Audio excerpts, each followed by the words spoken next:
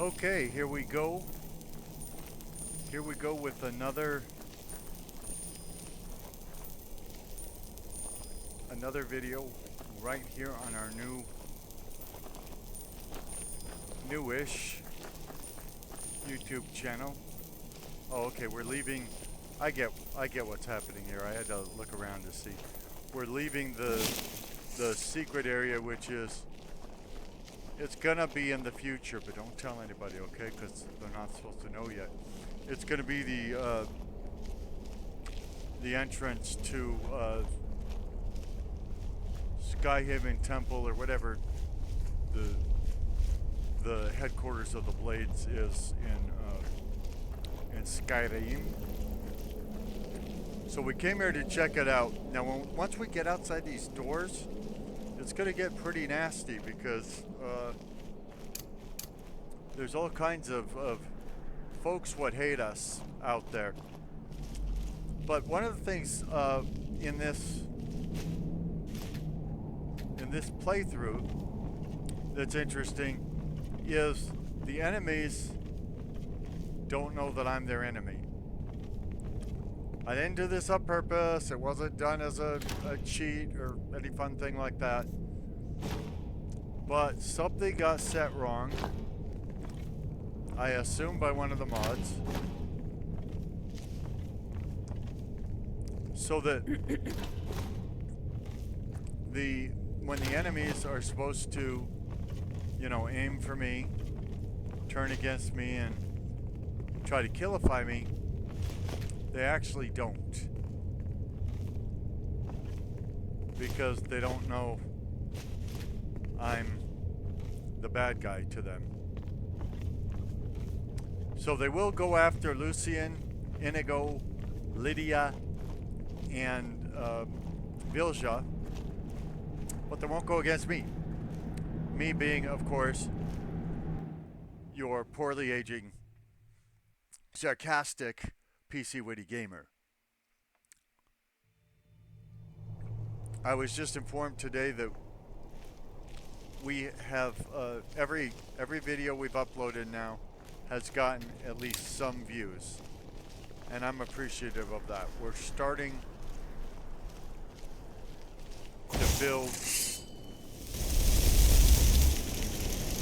what we hope this will become. You notice how far I can fling my fire. That's why we call this the coward class. I don't have to get up in their face with a little old dagger and poke at their ribs or something like that to fight them. I can be far, far away where they cannot reach me. Guess what? I found one of those ingredients I was looking for. I really Isn't don't care that great? No, it doesn't matter. Is someone there? Because one, you won't tell me what ingredient it is. This is rather exciting. Who is attacking us?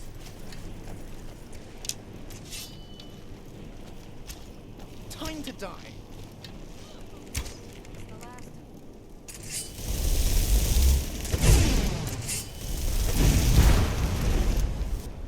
Is that Lydia or? Oh, it is Lydia. Sorry, Lyd.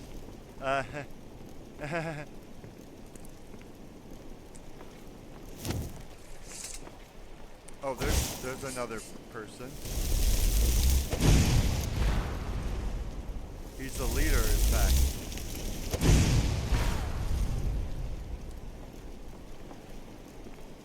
So we're wiping out the Forsworn in this area. And the idea is when we get to the part of the main quest, whoops, almost fell through that hole. When we get to the part of the main quest that takes place in this area,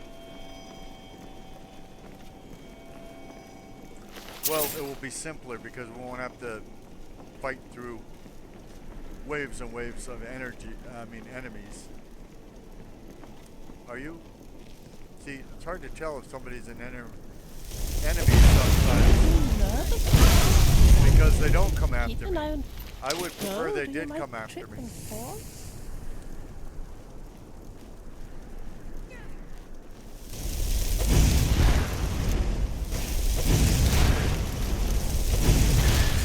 We are a good team. Don't you think so? Well, since I did all the damage to them, I'd say I am a good team. But I'm sure you would take umbrage with that.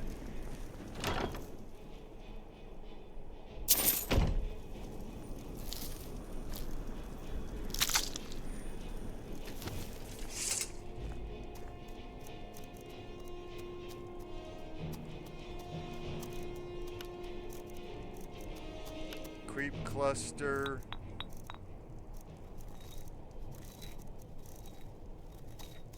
Nightshade, purple mountain flower. And it gives me nothing. So purple mountain flower, thistle branch, I see that also you enjoy making potions. nightshade,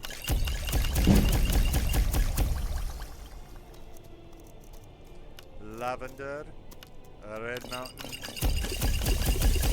What is the dry exactly? Sounds like the type of wonderland.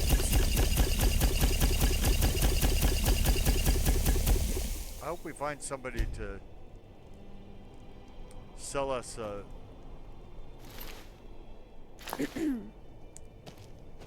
cure disease potion soon.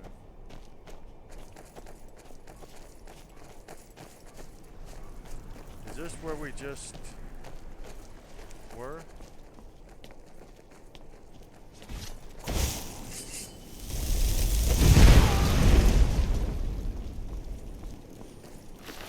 So by opening up this area, what we're doing is we're making this available so when the main quest tells us to go here, we will have the option. We won't have to do it, but we'll have the option of fast travel to the cave entrance itself.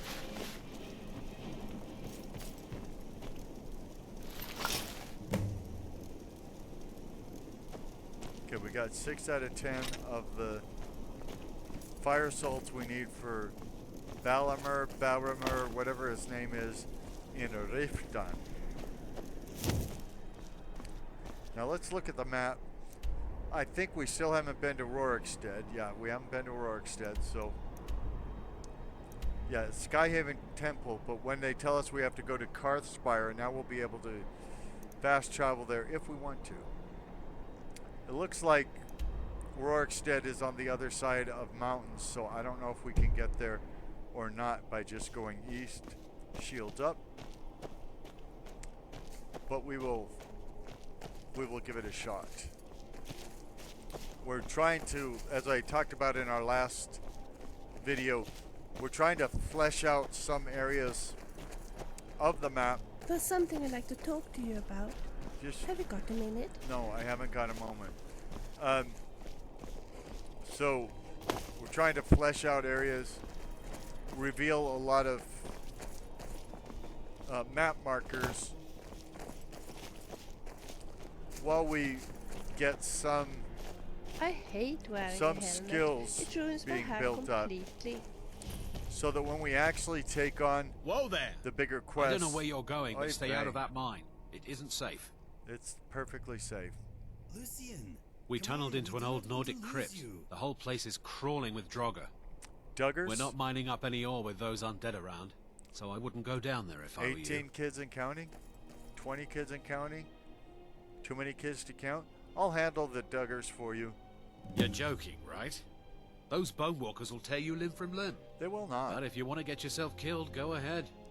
Well, thank you for your concern about You me. couldn't possibly be the Dragonborn of legend. Could you?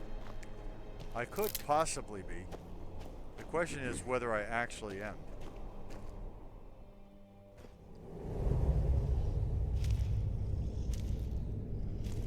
So the idea is it's more exciting working on the big quests when you've leveled some. You will be so dead.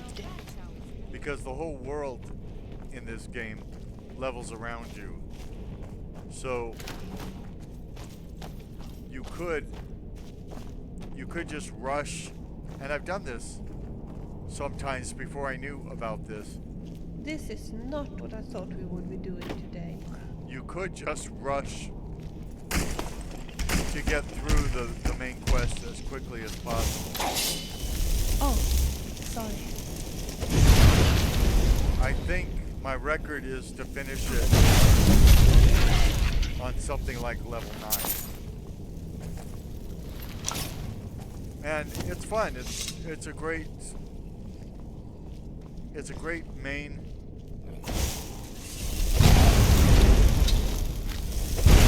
quest for a full game. A lot of fun. Really like many elements of it, especially the ending and all of that. I remember when I first did it, I'm thinking this is the best ever.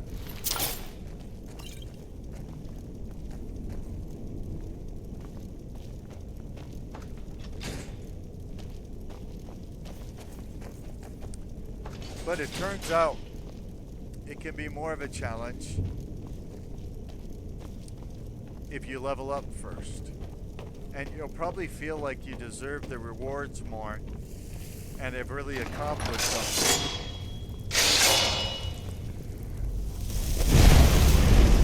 if you work on your leveling.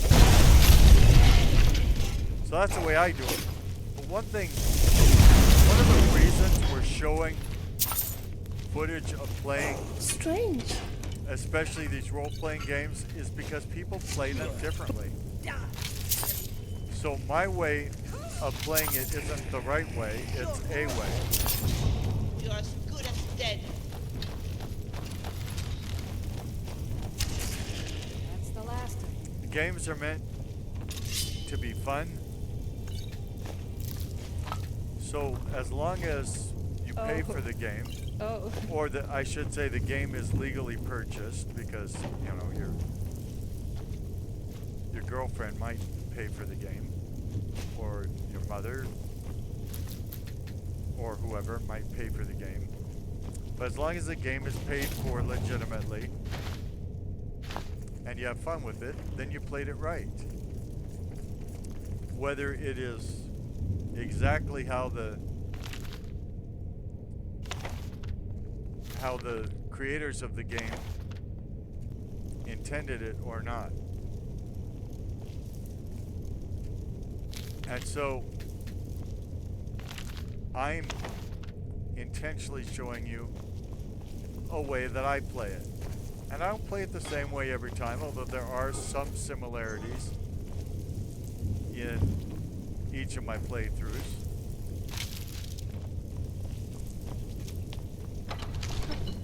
But the idea is to show you a different way that maybe you never played before. Or maybe it's going to be exactly the way you played, which I would doubt, because I don't think any two people would play a game as complex as this exactly the same way.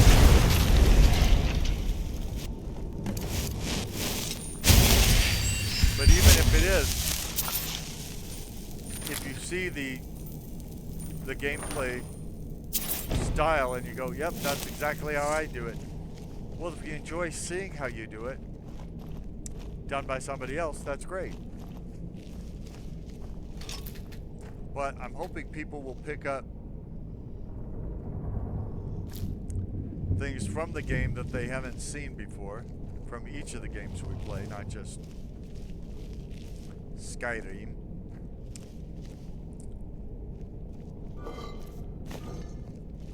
I'm hoping people will learn about games that they've never played before.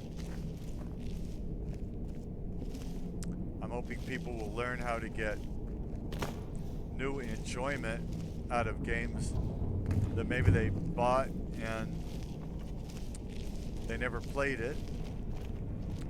Or they played it. I've got a friend. I'm not going to say your name, Lencho, so don't worry.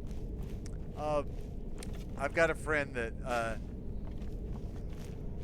he got Skyrim, and I guess he played it a few hours, like maybe 7 hours or something, and that was it. Now, I totally, 100% do not get that.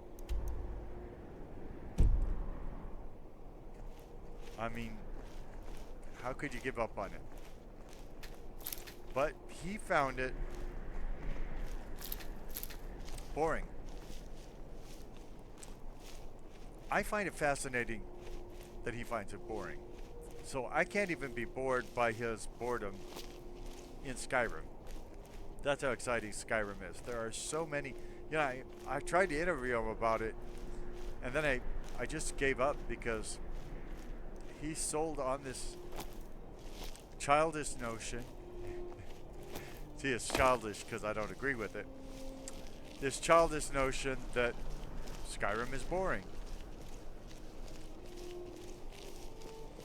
Now, to my way of thinking, you could not be more wrong. And I know Sheldon would say, of course you could be more wrong. You could say Skyrim is a grapefruit. And that would make you more wrong than saying Skyrim is boring.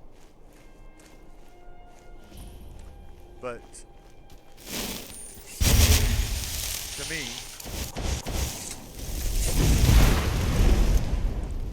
if you think Skyrim is boring, it's because you tried something in it that isn't fun in the game. So there could be playthroughs that wouldn't be too fun. I can't think of any, but that doesn't mean they don't exist. And the reason I can't think of any would be that if I tried out something that didn't work, didn't entertain me or something, I would just ditch it and do something that would work, you know. Like, I don't think the humanoid races that are not Nords are particularly interesting in Skyrim. I have played as Red Guards and Imperials. I didn't find them that interesting, and so I did those playthroughs. They're very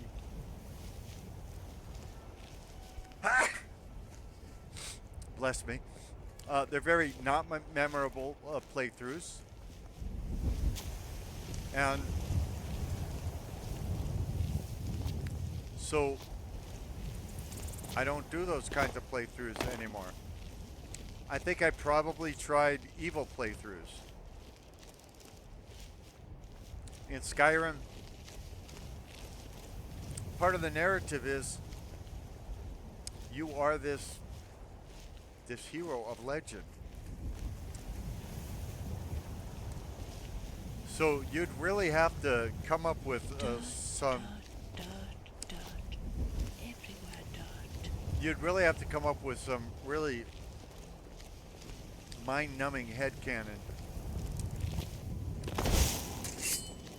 to say that thousands of years ago, the Elder Scrolls And foretold, what did you mean? What say you? you know, Should somebody we that would listen? be evil doing all these things. Only a fool lets himself be surrounded. So if something is too far-fetched and not interesting, I don't do it. My attempts at evil playthroughs didn't amount to much, so I stopped them. And for me, that guy that has the sword and the shield, not interesting to me. In other games, it has been. But in Skyrim, I'm more interested in the magic systems. The building up. Not block and one-handed weapon and two-handed weapon and all of that, but actual building up, destruction, conjuration, illusion, restoration. That's me. And I think that's a wonderful thing about Skyrim, because Skyrim's a Probably wonderful nothing. thing.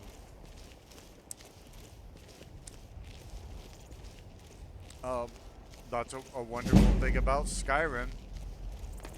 There isn't that one, this is the way you have to play it, or it doesn't work, or it won't be fun type thing. I take it this is Rorikstead, the place we were looking for.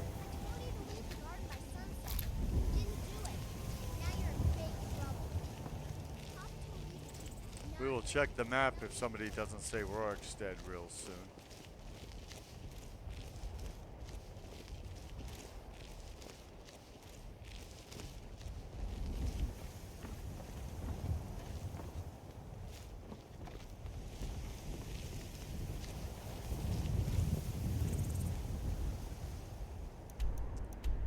Yeah, Rorikstead.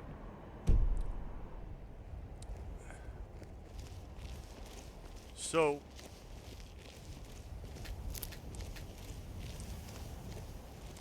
you know, it's just part of loving other people, accepting their quirks, like the quirk of being a gamer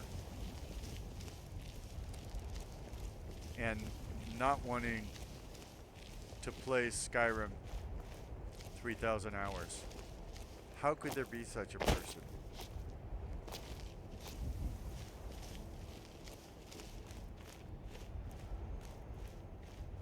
If there was somehow a restriction,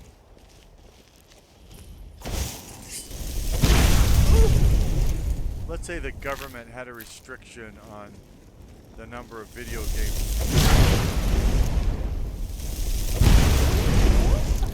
I Well, Skyrim would be one of the first at the top of my list because of the replayability, the different systems, and how they interact with each other. It's genius from head to toe.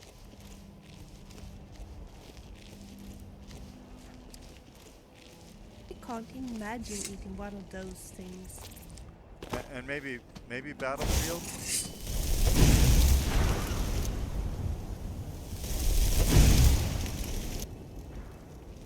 I'd like to go forward, but it looks like there's at least one mountain lion-ish, well, some kind of big nasty feline. Although I don't know what I'm worried about, it won't come after me.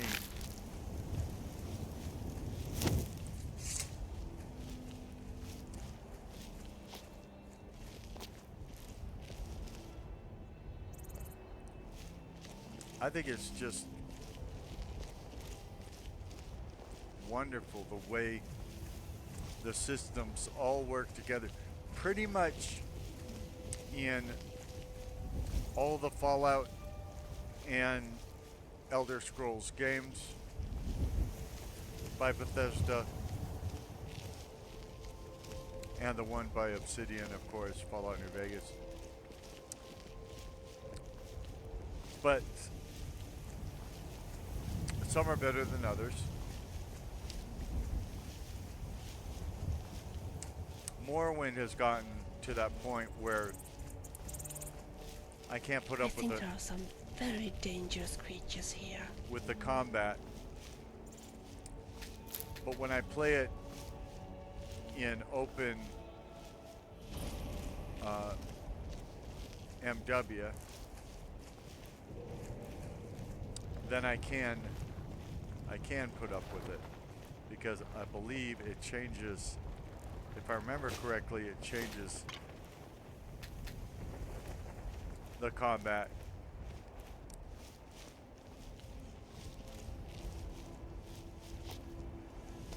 To be something I can deal with more.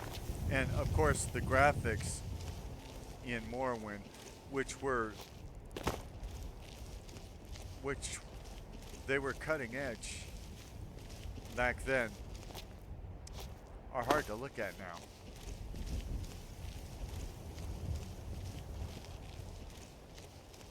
I think I had to, if I remember correctly, I either had to get a new graphics card, which was a big deal back then, to run Morrowind. Or it was the case that I bought a graphics card. I can't remember, because one graphics card I bought and I got a free copy of an Elder Scrolls title with it. So I can't remember if I bought a graphics card and they gave me a free copy of Daggerfall, or whether I bought a graphics card and they gave me a free copy of Morrowind. It's been that long.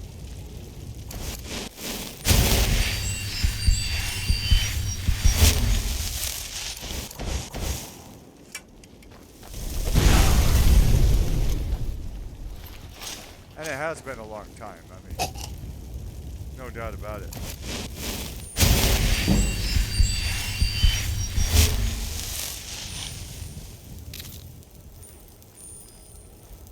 And there are ways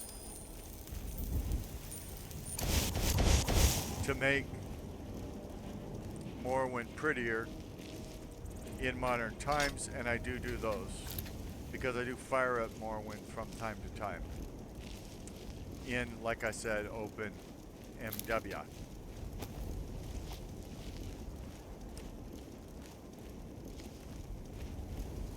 But I'm also waiting for Skyrim to come out. A completely fan-made recreation of Morrowind. Oh, you know, another problem with Morrowind is that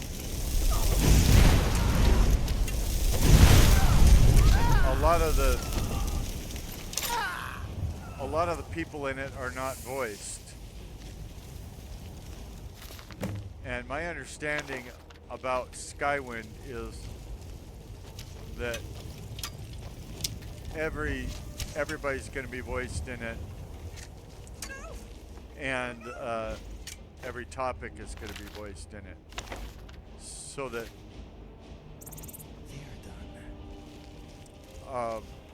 and it's going to be in, of course, in the Skyrim engine.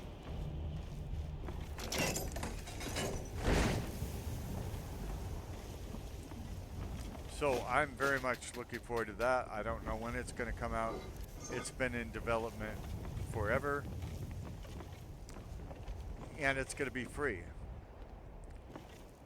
There are people recreating both the Elder Scrolls 3, Morrowind, and the Elder Scrolls 4 Oblivion in the engine that plays Skyrim.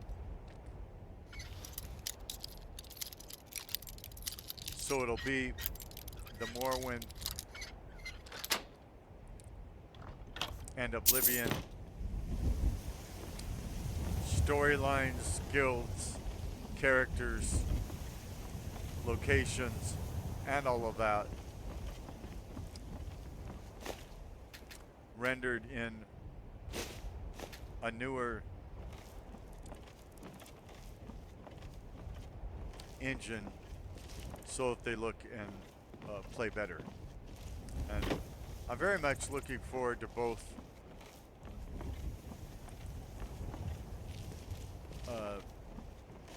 Skywind and What is the Oblivion one called?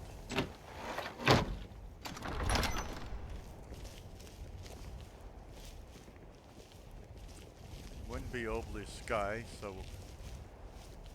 Oh, there's a dragon over there. We might as well talk to it. I hope we don't crash.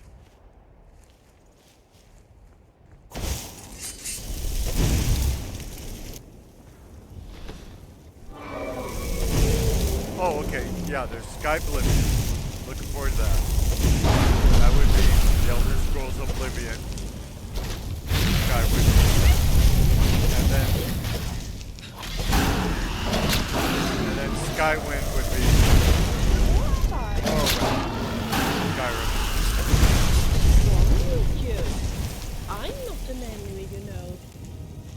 And it's interesting, the people are doing this. Take that. Massive, terrifying. They take some of these I'm projects. not getting used to this. Some of these projects have taken, That's defensive. you know, a decade and a half to develop.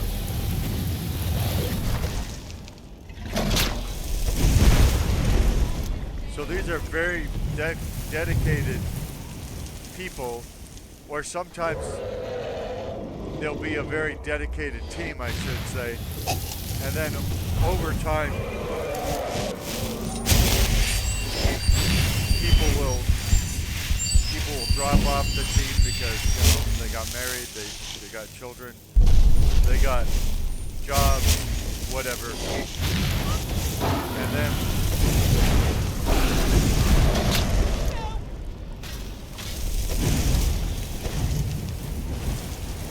And then other people will take up the work. So they continue. Somebody painstakingly recreated the entire main quest of the Elder Scrolls 2 Daggerfall in Skyrim. All right then. I have Killed one before. We can do it again. I have no Stay idea calm, how long stay that took. focused, stay alive.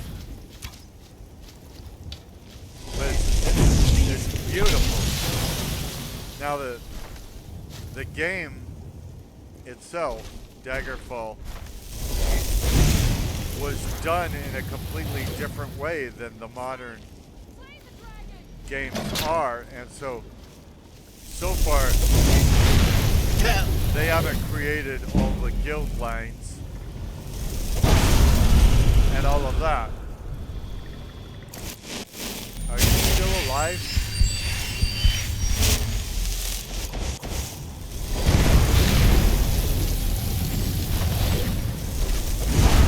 It's exhilarating.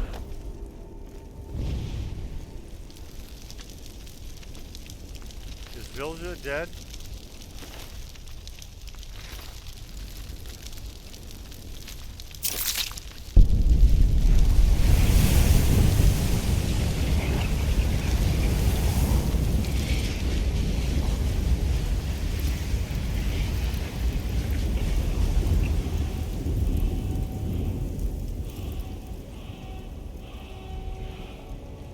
I'll go over to the wall and collect that before I figure out what's going on with Vilja. If she's dead, she's dead. I mean, it means we didn't finish her quest.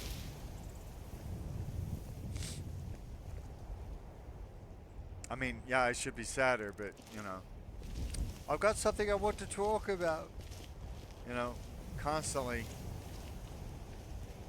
Now I feel guilty because it looks like she probably is dead.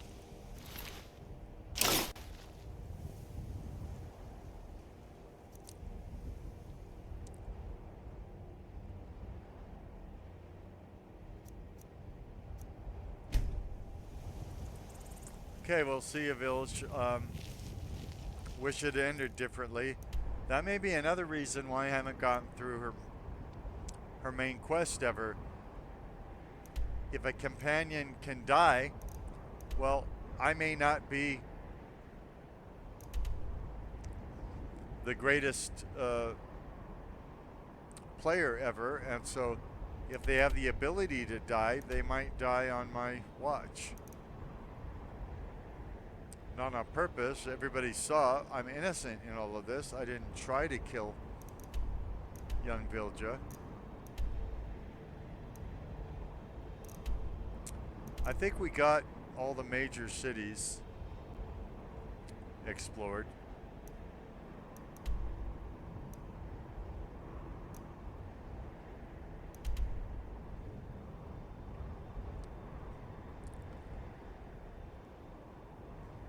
And we are going to move our wife into Whiterun when we can afford that house in Whiterun. But that could be a while. We could go visit the Greybeards and learn about the Way of the Voice and all of that. That's something I really like putting off for a while. Again, because it's a... Of course, they show one of the Greybeards as soon as I say that. And one of the reasons for that is it again is different at higher levels.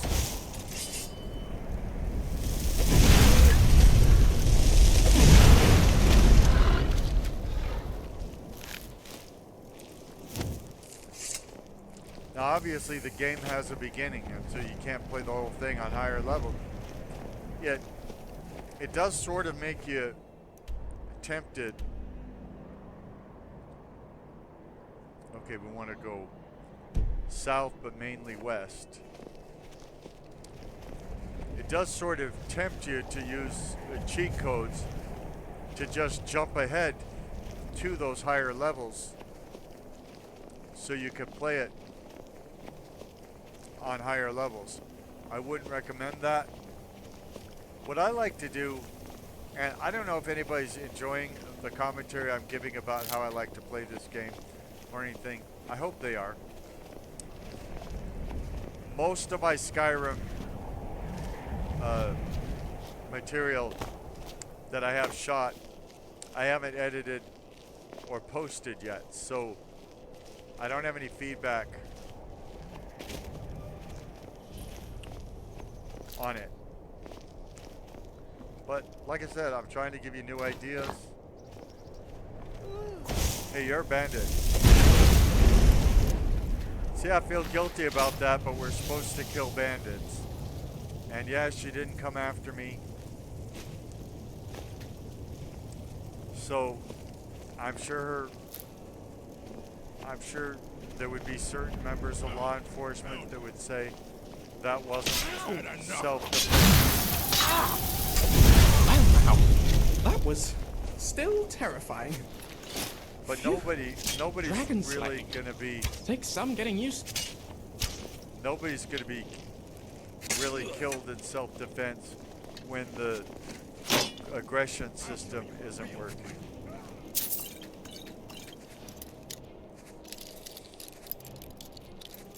Oh.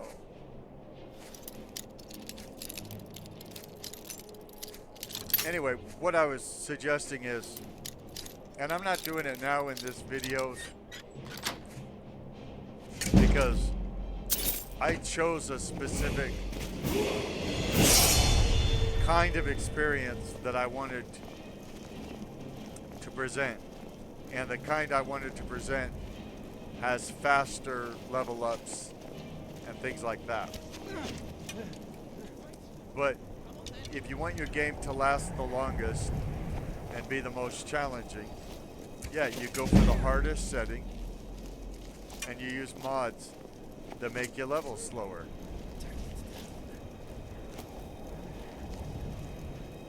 It makes every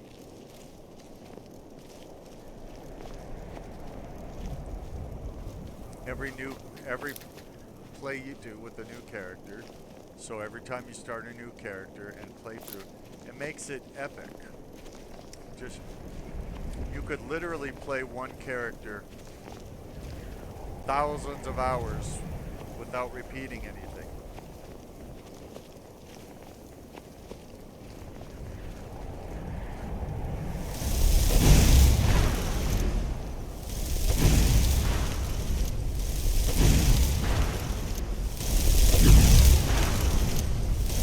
talked about the enemies are not being aggressive to me for some reason. So I don't know if it's going to crash when we get, you know, closer to the end of the main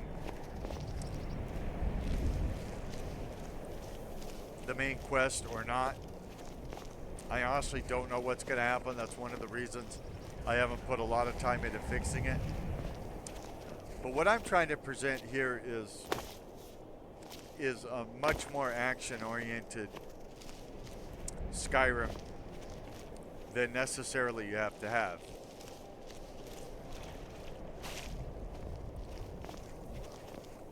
There are ways you can have a much more pedestrian Skyrim with less combat. You'd still have combat, but it wouldn't be coming at you all the time.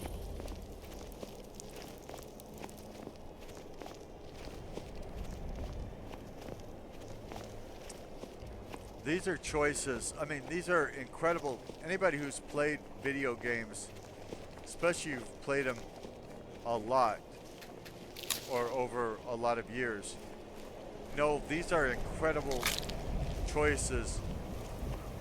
We haven't really had that long.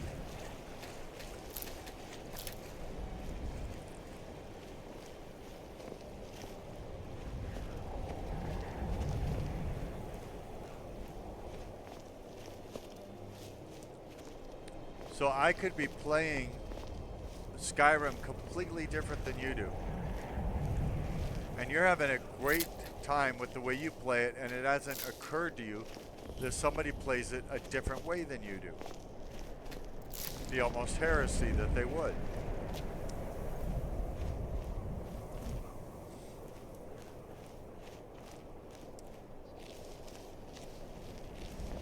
And you probably, if you play it, I'm sure we have some people that have never played it, watching it. And welcome. Actually, welcome whether you played it or not.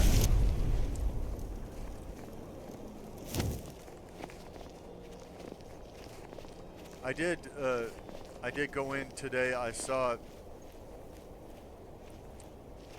that people are writing comments about the videos. So far, I've appreciated the comments. They do help us, and they help build a community as well.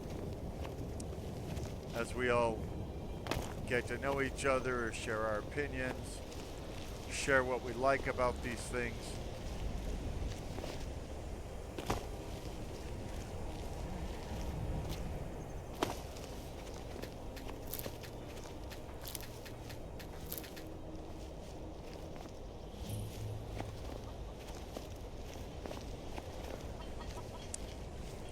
With Skyrim, it just gets back to versatility.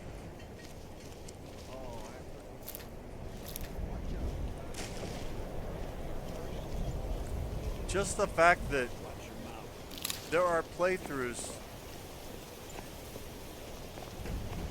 where you don't want to be V1.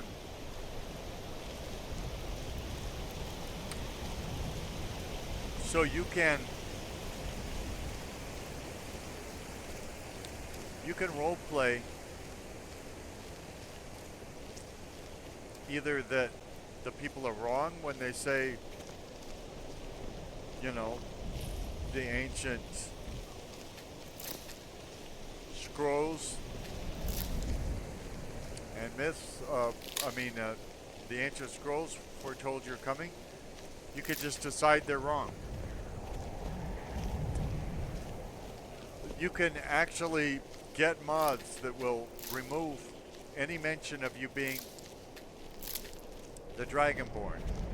So think about that. Here's a game that has so much content in it, you could literally decide to ignore the main quest altogether and you're still gonna get thousands of hours of the best gaming of your life.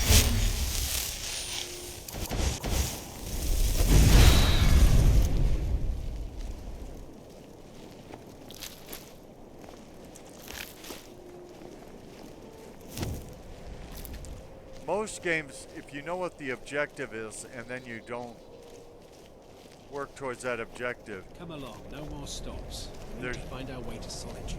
there's nothing to Why are do. we even going to a wedding at this far-flung end of the empire It's anyway? it's idiotic Told you, it's the to wedding even of think Tony about Ricci. the concept Extremely well-connected merchant. of playing a game different than the main quest has designed for you. But this one you can.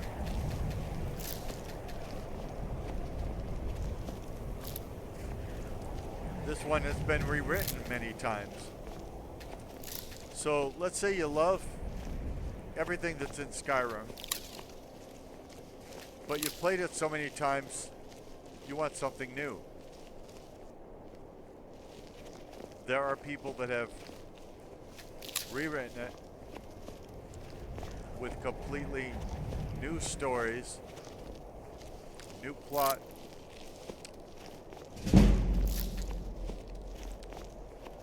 new locations, new motivations, having nothing to do with Skyrim except using the Skyrim engine and whatever assets from the game fit their new story they wanted to tell, which was completely different from Skyrim. This is one of the amazing things about Bethesda games that are made for modding. You can mod them so much, either on purpose or accidentally, so that they bear no resemblance to the game as it launched. I was trying to get up to that dragon mound. I know how to go around to do it, but I'm just going to go up there, so pretend you didn't just see me cheat. Again, I didn't cheat to win it or anything, I just am cheating to get that mound recognized on this playthrough, rather than walking all the way around that mountain. A laziness cheat, I guess you'd call it.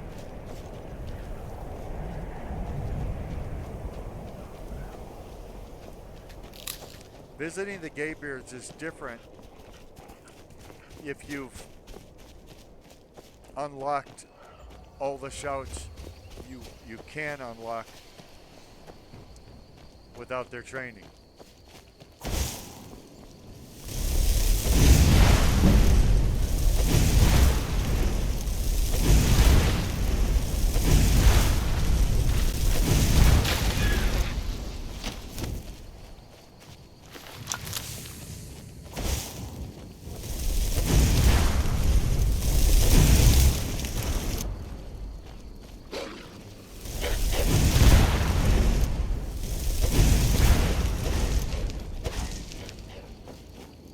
Notice I'm throwing magic at that guy and he's still not attacking me. I can't force most of these enemies to attack me, including that saber cat.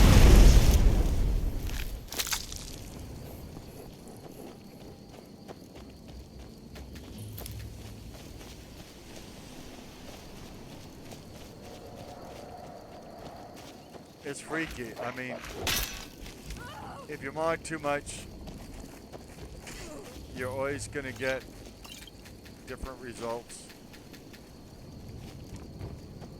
Weird stuff will come up from time to time. But I think the weirdosity of it is very unpredictable. So you don't know which weird things are going to happen.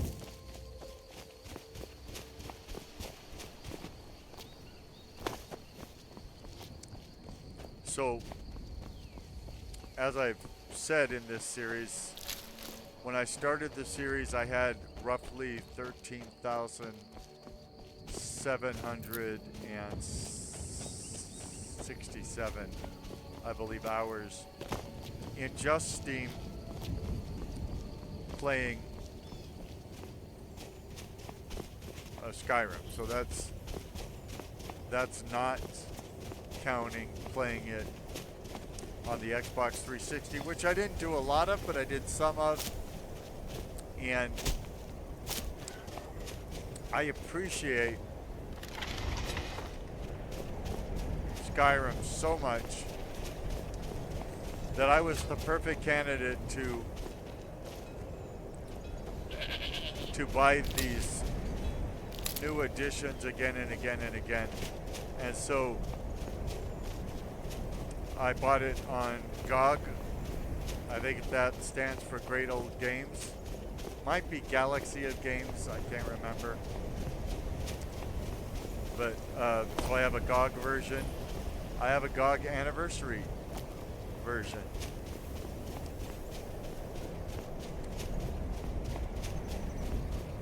So let's see, I have an Alexa version, a Legendary Edition. Legendary Edition, for people who don't know, means the original game and the original downloadable content known as DLC for it. So I had the Legendary Edition, then I bought the Anniversary Edition,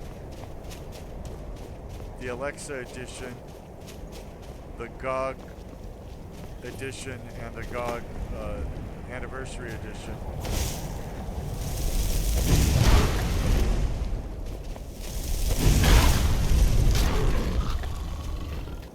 And on top of all of that, by the way, it's still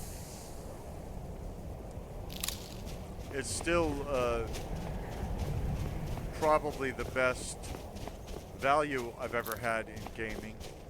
In other words, every time I do the math, it still comes in at way under a penny per hour of play,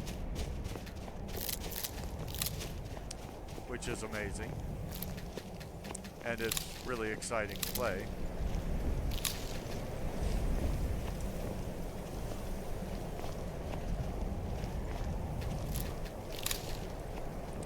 But I bought, on top of the Anniversary Edition, I've also bought some of the mods, like earlier in the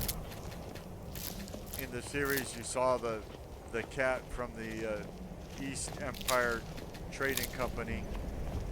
I bought that mod. I have a few. I'd have to look to see which mods I have that come right from Bethesda's creators themselves.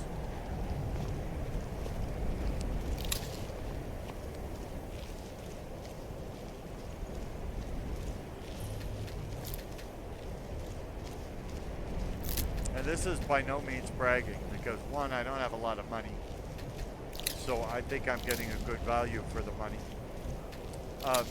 And two, there would be a lot of people out there listening to me right now that would think it was an utter waste of my money, and that I'm a fool for having bought multiple versions of Skyrim and for buying mods for Skyrim, especially when there's hundreds of thousands of mods out there for Skyrim that are completely free. And there are some people have decided to donate their work. Most people that do mods have decided to donate their work to the community just so others can enjoy it, just so we can all have Vilja, the late great Vilja, in our in our playthroughs. Others drawn in perhaps by the prospect of making a living at it.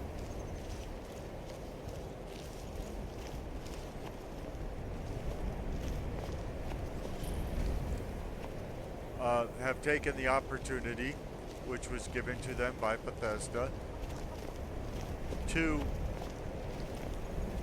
sell their mods.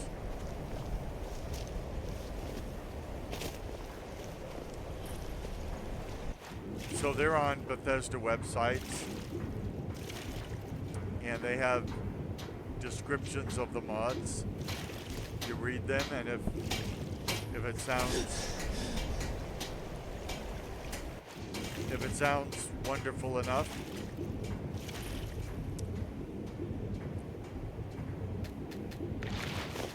you buy there's a coin system, and you buy coins in bulk. So I don't like that, but obviously I've lived with it because I have bought some of these mods. So say a mod costs 400 coins, for instance. Well, Steam might not sell you 400 coins. It might have them in bursts of 300 or 500 or whatever, and so you buy the 500 coins and then you spend those coins on the mod. And what ends up happening is, it's probably ingenious for them. What ends up happening is you end up with coins that are left over, and then when you're browsing mods again,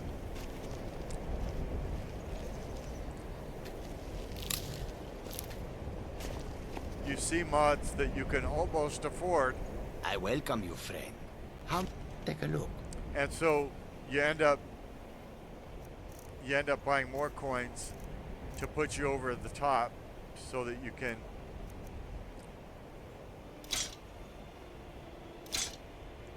get the mod you care about. And sure enough, it keeps happening.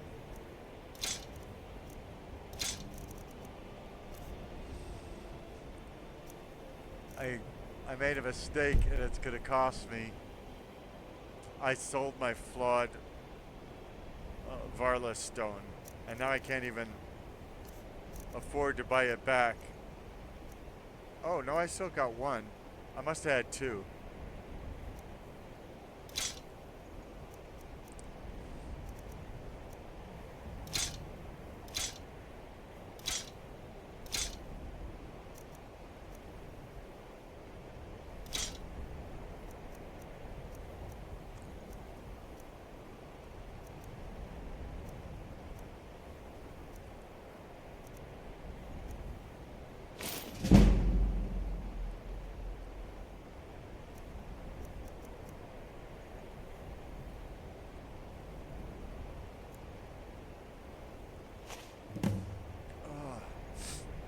Okay, we'll return to Talon J. I think he's in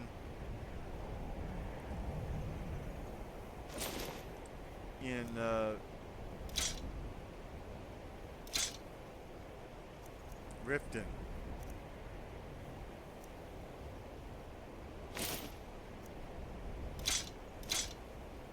Trying to concentrate on doing these sales right now. Do you work for Risad? He hired the others and paid for my goods. I am allowed to run the caravan, but I pay Risad a percentage of my profits. I say this without bitterness, for it was Risad who saved me from a life of servitude aboard a trading ship. I am grateful to have the life that I do now. It is a far cry from my days as an orphan on the streets of Corinth. I understand. Thanks for sharing that with me. May your road lead you to warm side. Yeah, whatever.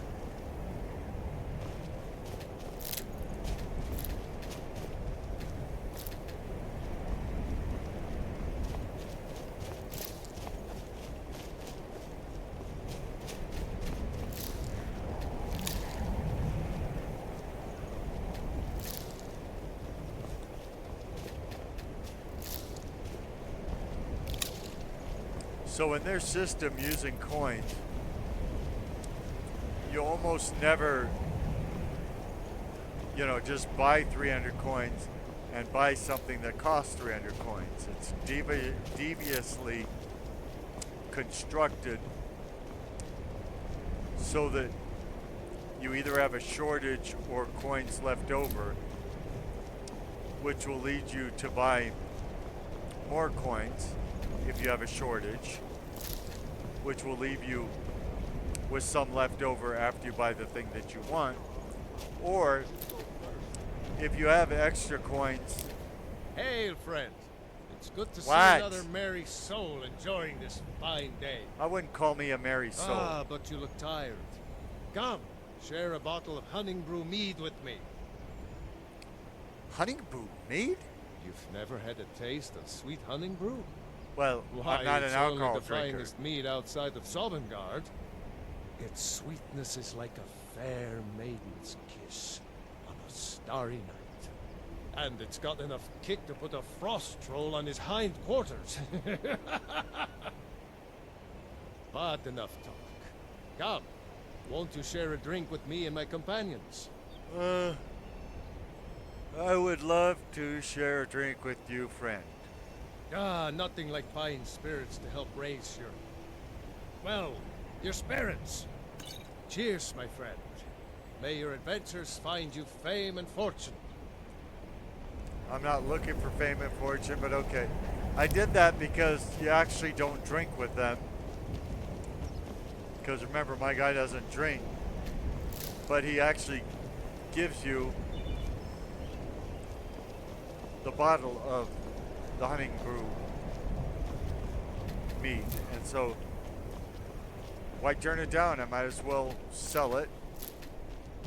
As you see with this economy overhaul mod that I'm using, and trade and barter both in place together,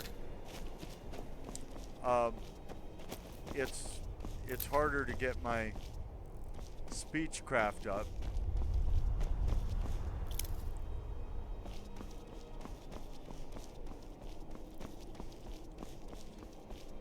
Takes more time, which is good. I mean, we talked about how long a playthrough might take. So that's all good.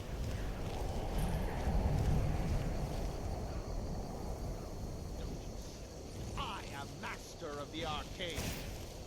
I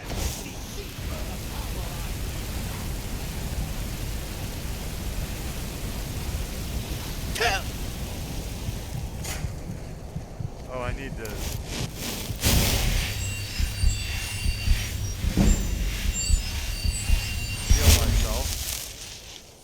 Blessing on your house, level up, 170, 170, 230. So that'd be 50 above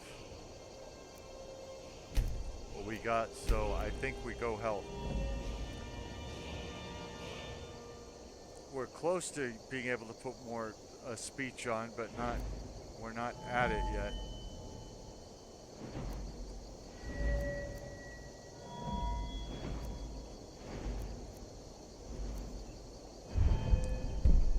We'll keep working our smithing tree. I don't even know if there's a reason to go in here, but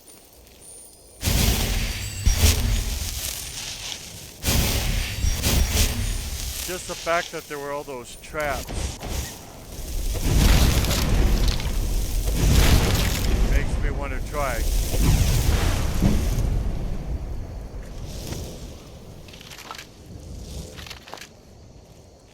In adventure games especially,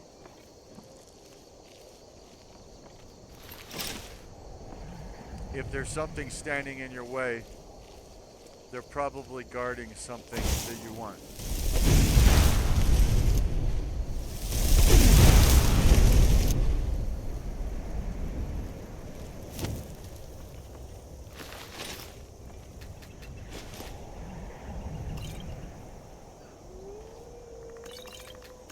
Anybody know where any of my crew went?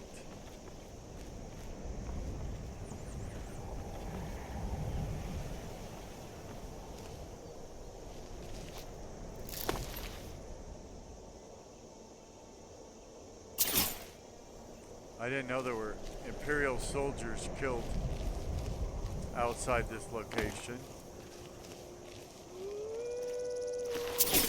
Wow, at least 3 killed outside this location, so looks like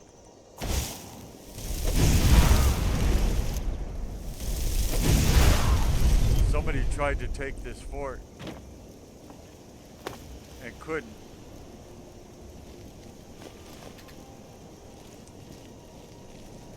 And I just took it without even my companions. Although it was easier because nobody's targeting me.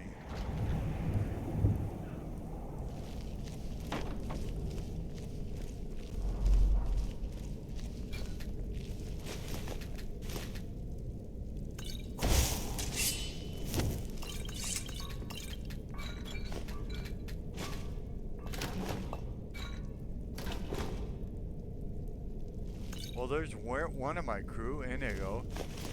One wonders where Lucian is. And Lydia.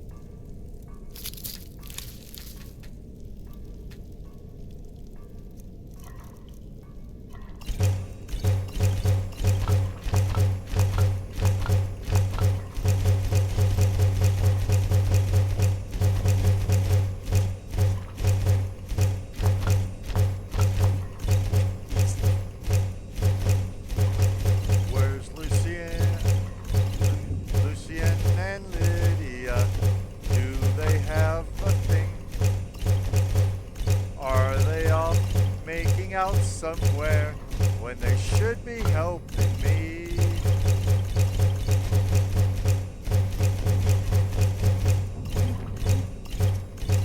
Now? Here?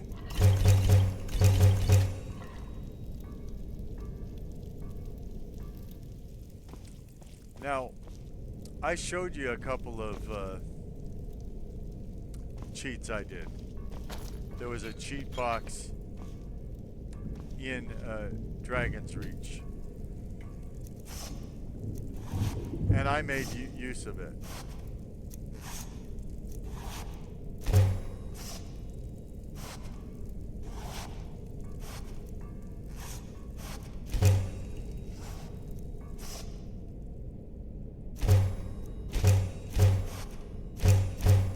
Oops. I accidentally did some bear pelts, which means if I'm going to do the quest where I have to turn in 10 bear pelts, I'm going to have to kill more bears.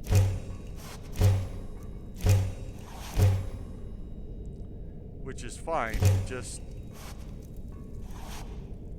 I don't like redoing quests. Maybe we should ready our weapons, just in case. You mean like to shoot Lydia and Lucian if they ever come back? They drink all day and night. Why? You I work work the forge. Why do they need me to do this? We use magic weapons. I swear, they're making me do this for a laugh. Prisoners.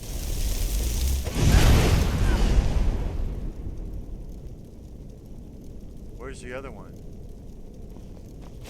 There were 2 people there. I only see one.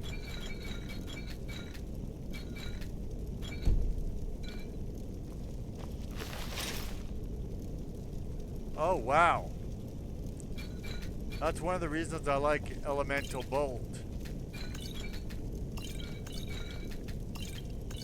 I sent it out once and it killed 2 people.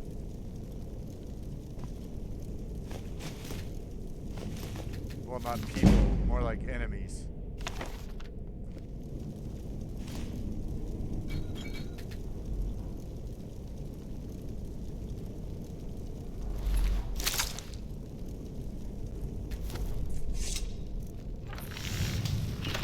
Okay, we could make some Akaviri armor. Some of this armor is pretty okay. The Bosmer Karas is pretty good for light armor.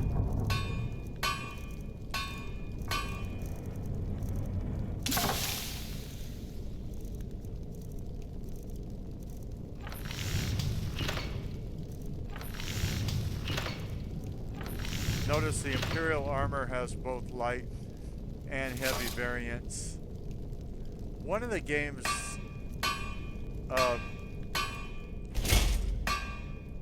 had medium armor too. Maybe more than one did. I don't remember if that was Oblivion.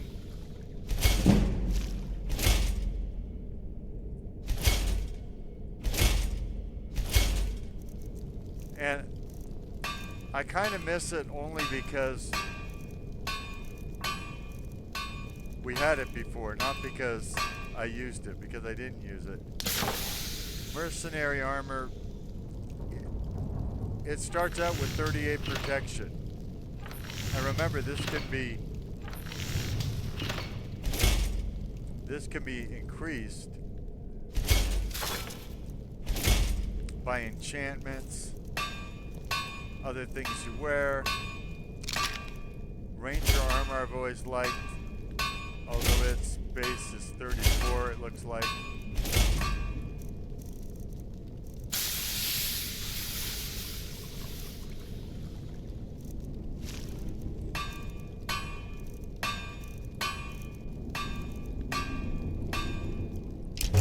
It's incredible how many different types of clothing and armor you can make. And some I added. You know, you get greedy when a game like this comes out. So if there were, say, 100 different armor types in the game, people would want 250.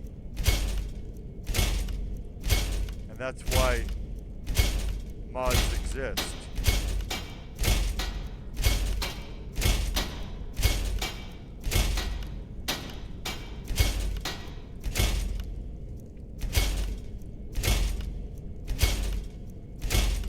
Now, the higher you get in your smithing tree for the smithing skill set, the more different types of things you can manufacture. So in the beginning, you do have limits. Well, for the whole game, you have limits unless you're at 100 or higher. I don't see a... Does anybody see a... Let's shed some light on that thing and see. I'm looking for one of those wheels to sharpen my weapons, but I don't see one, and that's fine. Not every place has to have all the different types of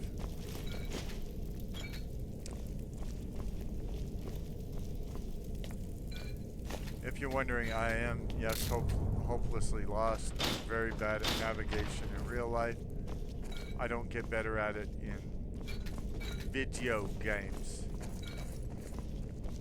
You notice how they just kind of have things lying around to draw you in deeper.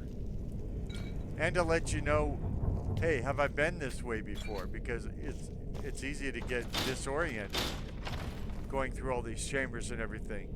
But if there's clutter, and if you're picking up all the clutter along the way, then you're going to know whether you've been here before based on whether it has any clutter. Dude, I didn't tell you to sit down. Okay, fine, sit down. Now I told you to sit down. Confusing, ain't it? Yeah, don't use the word ain't. I didn't ask.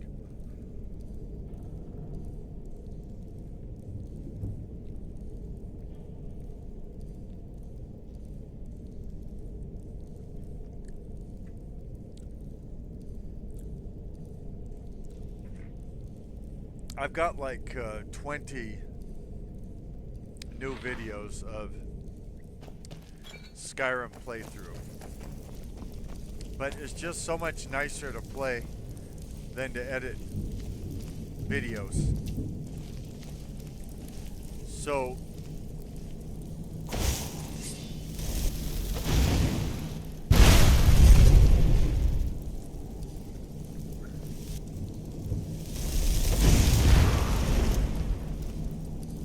I'll probably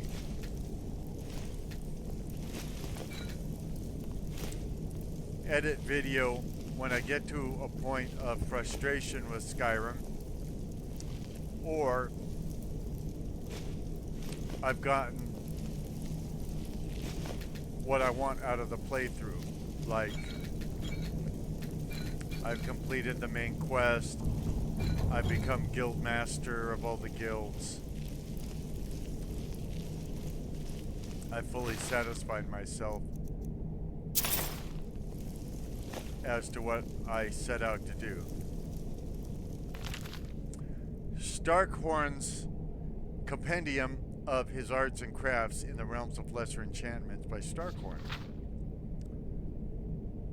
Now, it's good that he wrote it since it says it's his. Starkhorn's Compendium of His Arts and Crafts in the Realm of Lesser Enchantments. Take care.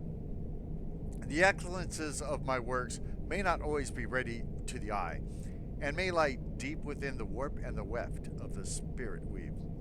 The battle axe at Starkhorn's Swiftblade bears enchantment, enhancing the skills of Shortblade, and gives some resistance to shock when equipped by the owner. The boots of Starkhorn's Fleetness affords some abilities in the arts of running, and when in use by the owner provides a modest resistance to poison. The broadsword of Starkton's Unseen Wisdom grants benefits in the disciplines of Thaumaturgy, I can't remember how to pronounce that word, and when equipped, confers a measure of resistance to magic for its owners. Ma'ajik, actually. Magi. I don't even remember how to mispronounce these things anymore, and I'm supposed to be witty and sarcastic. The Claymore of Starboard's Unknown Wisdom affords some abilities in the arts of mysticism, and when in use by the owner, provides a modest resistance to poison. My guess is this was written for a previous game. We've got a lot of books in here that were written for other games. And one reason is I just like having a lot of books in a game, because I never know which ones I'm going to read and which ones I'm not. Uh-oh. Oh good, I didn't get whacked in the face by that spike door.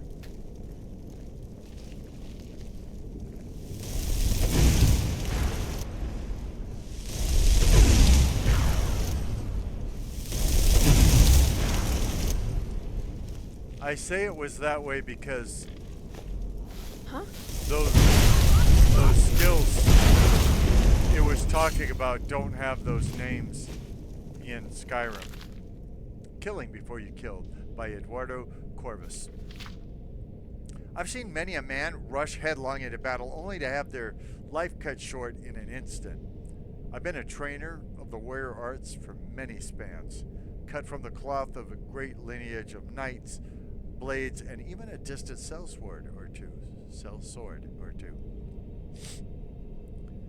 It's with this knowledge that I'll try to pen a brief treatise on the subject, on the subtle art of war, and I'll try to teach the poorly aging, sarcastic, PC witty gamer how to read. Not magie fire, not archery, or criminal throat slitting, but war. Man on man with nothing but a fine bit of steel between them. The first thing you'll need to learn is how to block. The best way not to get killed is not let the other man hit you. Use a shield. Use it well. Now, you'll get tired from this. You may even get a little hurt. But a blocked blow is much better than a landed one. Over time, you'll get better, eventually shrugging off even the mightiest of hits. But beware. Your foes, if they're not base curb bandits, will know how to counter you. They'll hit you with everything they've got in order to open you up and keep on hitting. So watch for these powerful attacks. While it's still better to absorb the impact with a 1/4 inch of steel, it's best to try to just step out of the way. Remember, against spells, your blocking is useless until you train. So get up on Majay's quickly and let them eat steel. Deserves them right for using a witch weapon. You can also block without a shield as well. Just cross that blow with your sword, though it isn't nearly as effective. And if you decide you're fancy and want to wield 2 blades, you can't block at all. So don't even try. Without both hands on the hilt, you just won't have the strength to counter blows. But with a weapon in each hand, you are much more likely to take your opponent down quickly. The best defense, some say. To wield the blade, there are some fundamentals. Quick strikes are always good, but can be repelled, so watch for your opponent's own defensive postures. Wait for an opening, or create one with your own heavy attacks. Hammers hit hardest, but are slow. Same with maces and all blunt weaponry. Axes are a nice middle ground, while swords are the quickest but won't stagger your opponent as efficiently with the hard hits. Keep an eye not to get too exhausted. Always try to save a little of your strength to counter blows or even run. Keep moving during a fight. Never let yourself get cornered or surrounded. Pick your threats. Weak spellcasters that can hurt you quick are the first things I fell. The shield is not only a defensive tool. Put your shoulder into it and bash your opponent. This sends them flying and opens them for quick counter assault. Even better, put extra weight into it and power bash your opponent. If they're small, this will put them on their knees. Bigger opponents cannot be staggered by heavy attacks. Only the power bash will really knock them around and create openings for you to exploit. So again, block, counter, bash. Hit them when they're down. They'll show no mercy, so why should you? Battle is about the offense, about catching your foe early and never relenting. Keep moving, keep swinging. If you consider yourself overly powerful, pick up a 2-handed weapon and see your foes fall before you like wheat stalks. They're slow and unwieldy, but they shatter bones and cleave flesh better than anything. The graves are filled with many a mediocre swordsman. If you don't have the stomach for war, try a monk's work. But if you do travel the path of the warrior, learn the basics and keep your head firmly planted on your shoulders, or someone's bound to lop it off. Huh? So, again, it's a matter of making choices. All of life is. And in that book, they're talking about basically how to do melee combat, which is fine, but I don't do melee combat. I fight as a mage. Great, the image for that is missing, so I don't know what it says.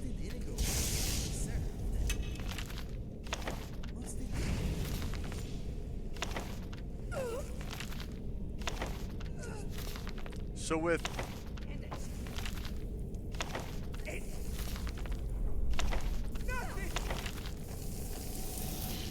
Damn you! Get him off.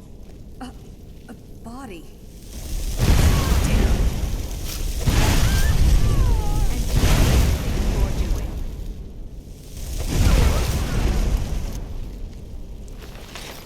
So with magic, you don't lose stamina at all.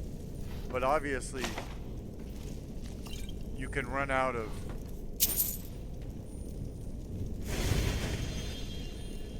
magicka, and when you do, you're helpless unless you've learned some other skill. That's why I try to back my X with archery.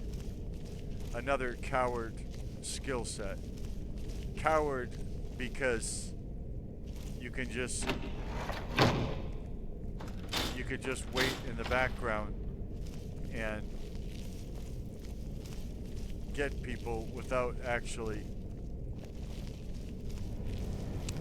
being up toe to toe with them. I think we've cleared the whole thing, but I don't know.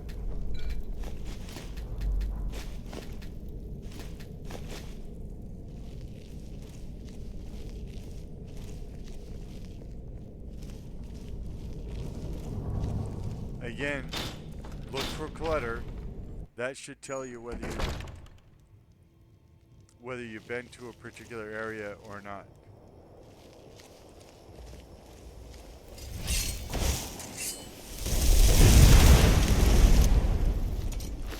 If you're picking up all the clutter everywhere you go, then upon entering an area, if there's no clutter, you've already been there.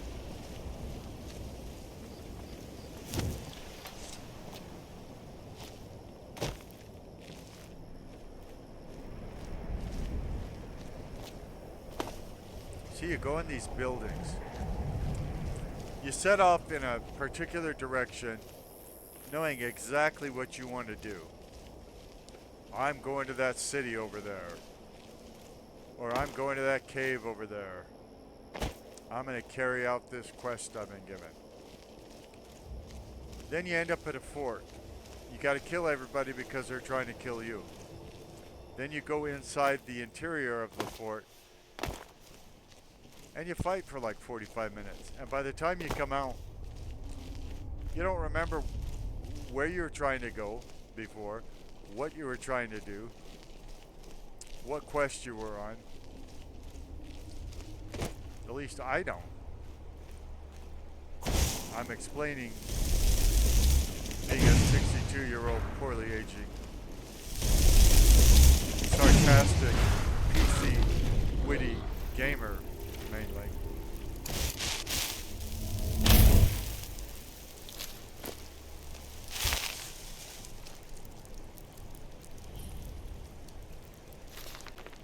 There's a fishing map. I don't know that I've ever made any progress with the fishing maps. A Brief History of the Empire Part 4 by Stronach Cathoj III, Imperial Historian. One of the first books of this series described in brief the first 8 emperors of the Septon dynasty, beginning with Tiber I. The second volume described the War of the Red Diamond and the 6 emperors who followed. The third volume described the troubles of the next 3 emperors, the frustrated Uriel IV, the ineffectual Sepphoris II, and the heroic Uriel V. On Uriel V's death, across the sea in distant hostile Akavir, Uriel VI was but 5 years old. In fact, Uriel VI was born only shortly before his father left for Akavir.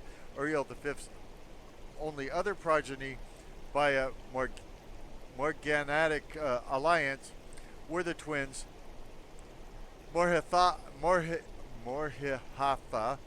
and Eloisa, who had been born a month after Uriel V left the fifth. Uriel VI was crowned in the 290th year of the Third Era. The imperial consort, Thonika, as the boy's mother, was given a restricted regency until Uriel VI reached his majority. The Elder Council retained the real power as they had ever since the days of Kararia I. The council so enjoyed its unlimited and unrestricted freedom to promulgate laws and generate profits that Uriel VI was not given full license to rule until the 307th year, when he was already 22 years old. He had been slowly assuming positions of responsibility for years, but both the council and his mother, who enjoyed even her limited regency, were loath to hand over the reins. Somebody needs to learn how to spell loath. By the time he came to the throne, the mechanisms of government gave him little power except for that of the imperial veto. This power, however, he regularly and vigorously exercised. By year 313, Uriel VI could boast with conviction that he truly did rule Tamriel. He utilized defunct spy networks and guard units to bully and coerce the difficult members of the Elder Council. His half-sister, Marihatha, was, not surprisingly, his staunchest ally, especially after her marriage to Baron Ulfe Gerson of Winterhold brought her considerable wealth and influence. As the sage Ugarid said, Uriel V conquered Esronitz, but Uriel VI conquered the Elder Council. I think we all agree with that. When Uriel VI fell off a horse and could not be resuscitated by the finest imperial healers, his beloved sister Morihatha took up the imperial tiara. At 25 years of age, she had been described by admittedly self-serving diplomats as the most beautiful creature in all of Tamriel. She was certainly well learned, vivacious, athletic, and a well-practiced politician. She brought the Archmagister of Skyrim to the Imperial City and created the second Imperial Battle Mage since the days of Tiber Septim. Morihatha finished the job her brother had begun and made the Imperial Province a true government under the Empress and later the Emperor. Outside the Imperial Province, however, the Empire had been slowly disintegrating. Open revolutions and civil wars had raged unchallenged since the days of her grandfather, Sepphoris II. Carefully coordinating her counterattacks, Morihatha slowly claimed back her rebellious vassals, always avoiding overextending herself. Though Morihatha's military campaigns were remarkably successful, her deliberate pace often frustrated the council.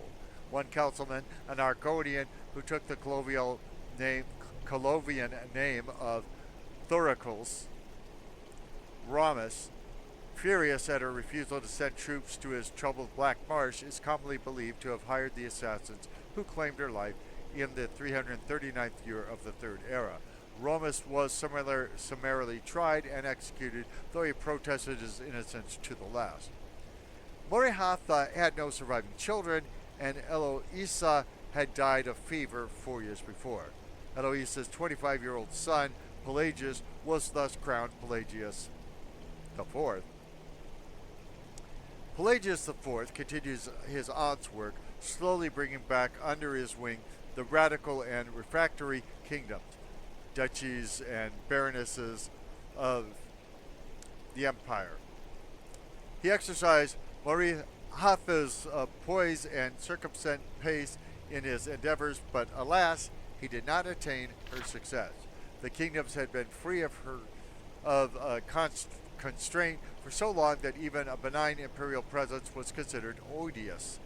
Nevertheless, when Pelagius died after a notable, stable, and preposterous 29-year reign, Tamriel was closer to unity than it had been since the days of Uriel the Once.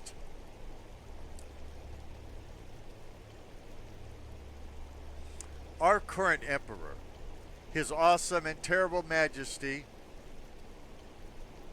Uriel the Seventh, also known as Patrick Stewart, Captain Picard, son of Pelagius IV, has the diligence of his great aunt Morihatha, the political skill of his great uncle Uriel VI, and the military prowess of his great granduncle Uriel V.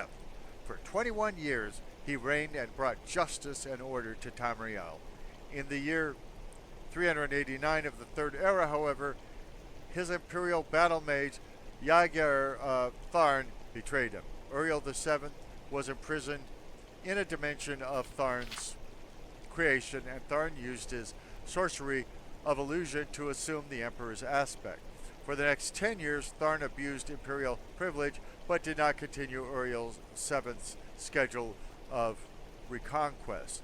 It is not yet entirely known what Tharn's goals and personal accomplishments were during the 10 years he masqueraded as his liege lord. In the 399th year of the Third Era, an enigmatic champion defeated the battle mage in the dungeons of the Imperial Palace and freed Uriel VII from his other dimensional jail. I think that happened in Arena, if I remember correctly. Arena! Since his emancipation, Uriel VII has worked diligently to renew the battles that would reunite Tamriel. Tharn's interference broke the momentum, it is true, but the years since have proven that there is hope of the golden age of Tiber Septim's rule, glorifying Tamriel once again.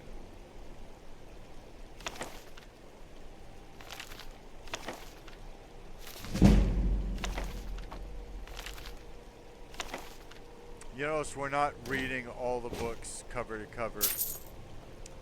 We're reading some.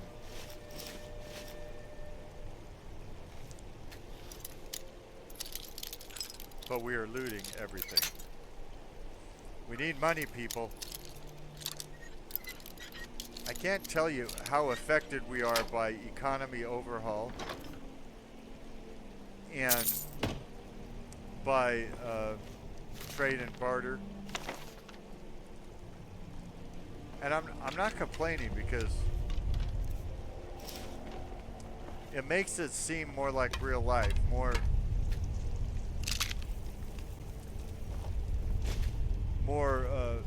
fair-paced.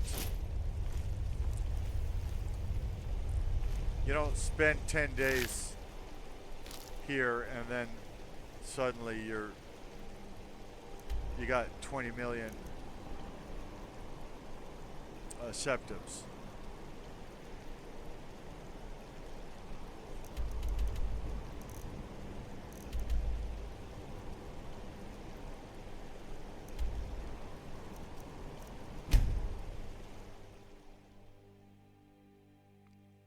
So I think it feels more earned.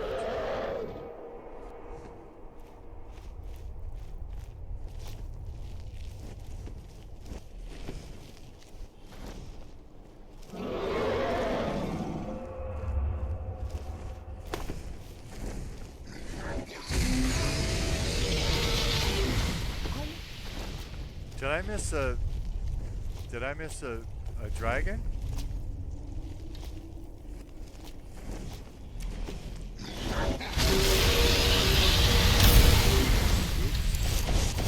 I had the wrong spell chosen. All right then, you great flying crocodile. I've watched 2 of your mates die, and I'm not averse to making it a trio. So let's go.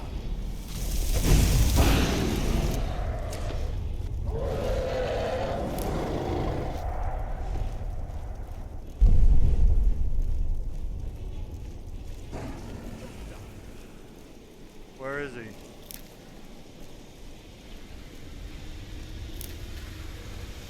Draggy Poo.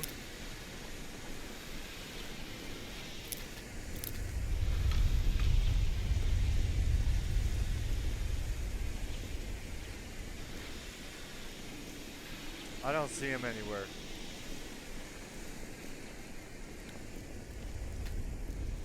And I think this wall isn't speaking to me merely because we cleared it before. That's why I didn't expect a dragon here, by the way. I guess we'll start heading east again, and if we see Draggy Poo, we'll certainly defeat him.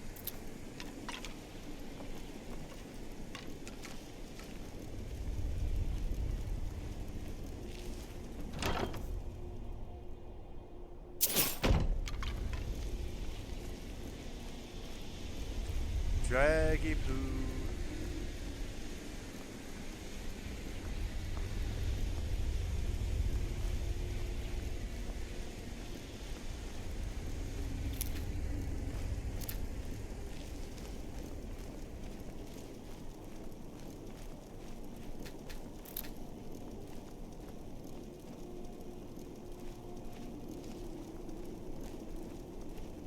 Okay, I think we were going east.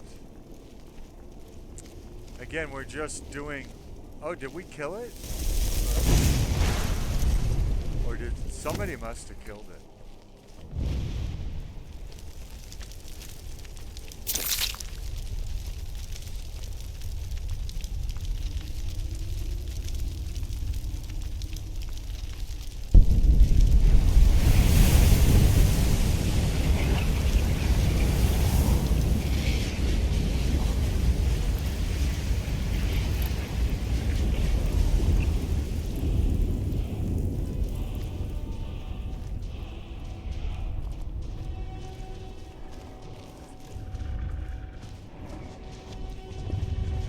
Seeing that mammoth makes me remember the late great Vilja. The next time this crashes, we're actually going to remove her from our load order, which might mess up the game. I hope it doesn't. And we're going to put in a dialogue enhancer so that we can just hit numbers to get to give the responses we want, or to say the things we want in the game. Because we may be, you know, we may be brave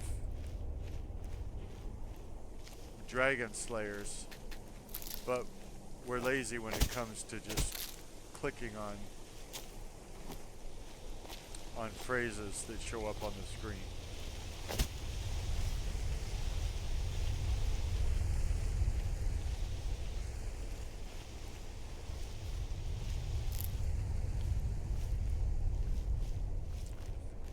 But the reason we're getting rid of Vilja is she hasn't been updated in a long time, and she's got shortcomings that are a deal breaker for me. Like, she talks too much, and she's killable.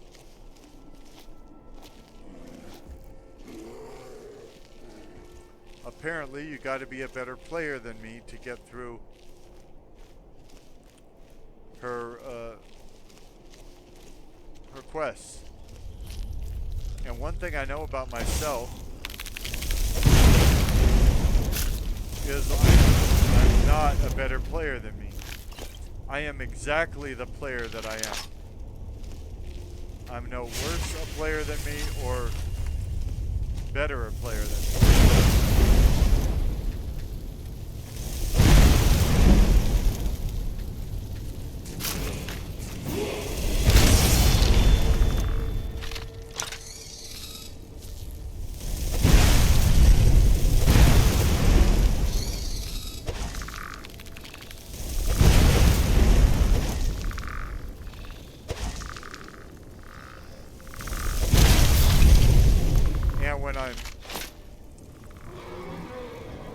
When I'm doing that with our load order, I can certainly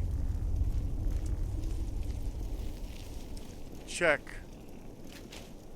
to see where I might find caves.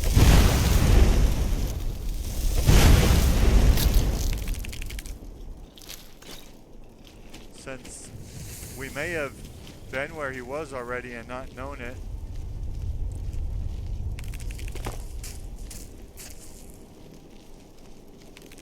And I don't remember much about him, so I kind of want to see,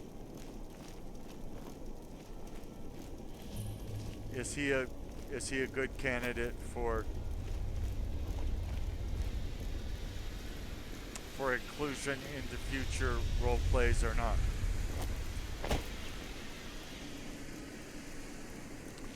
Part of me definitely wants to show you what it's like to play this game on super tough, impossible, you'll never beat me level. But again, we wouldn't. If I did that, I would definitely go with the lowest, the slowest leveling and all of that. And if I haven't put you to sleep by now, that might do it. It's more of a challenge. You work harder for everything you get, and you lose things easier. I mean, remember, we already have major systems that make us lose things from time to time, like going to jail. We don't even know what crimes we did most of the times we went to jail in this playthrough, and yet we lost a lot of skills doing that, which, as I explained, it's frustrating. You work on those skills and then you lose them, especially if you didn't plan on breaking the rules. So it's one thing if you know, hey, I'm going into a house, I'm going to steal everything there, and you know, let's hope I'm not caught. But then you get caught, and so you know that while you're in prison, and remember, this is a couple of mods. One's called Oblivion Style Jail System, and the other is longer jail stays or something like that. They work nice together. But so it gives you a better playthrough, but it is obviously it's frustrating, and it's meant to be frustrating. If you're, let's say you'll only join the College of Winterhold when you've got a 50 in one of the major Magia X. Well, so maybe you get right at 48 or something, and you've worked hours at getting to 48, and then you go to jail for something, and they take 30 points off of that. It's frustrating. It's tempting to think, well, it's like the last few hours didn't exist, but you know they existed because you were playing. And remember, other things you were leveling other things during that time.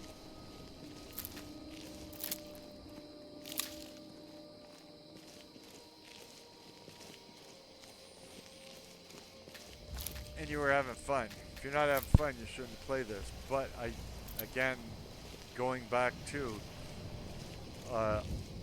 not his real name, Lencho, I don't know how you could play this and not have fun. There's something wrong with people like that.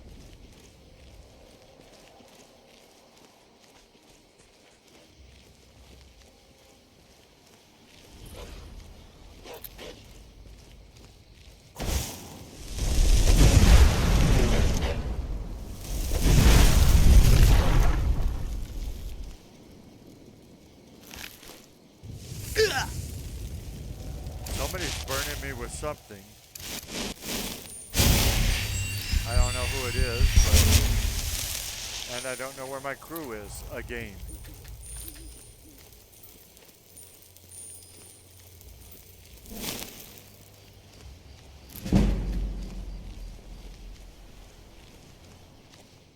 Oh, level up? Okay, 170, 180, 230. So I would say Magicka. We could do smithing again, but we've done it a lot of times in a row. Again, I'd like to do speech, but we probably can't do speech again until we're at least at 30. It could be 40 before we can do it. Light armor. I don't know why our light armor isn't...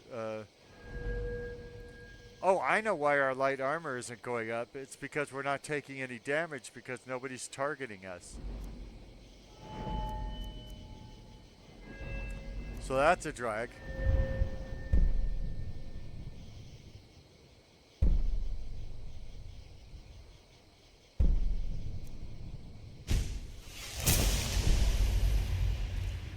That's probably a waste of a perk, but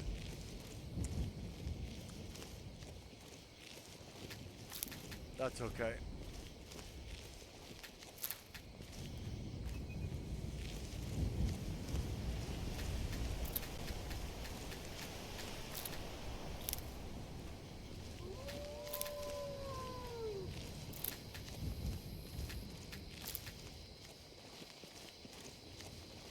I think we've got a pretty good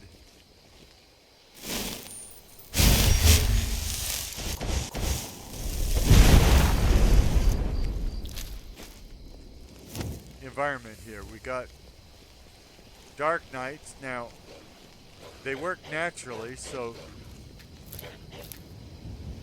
if you're in a place that has overhead cover, it's going to be darker than if you're not. I'd like to fix darker dungeons because they're just not dark enough in this game.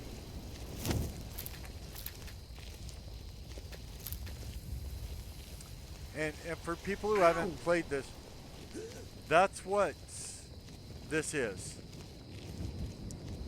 Depending on how deep you want to go. You could play it completely vanilla. So vanilla means you buy the game, you download it, you play it. Boom. Whoop, there it is. And I believe you should, the first time or two, play it that way. Not that I'm here to tell you what you should do.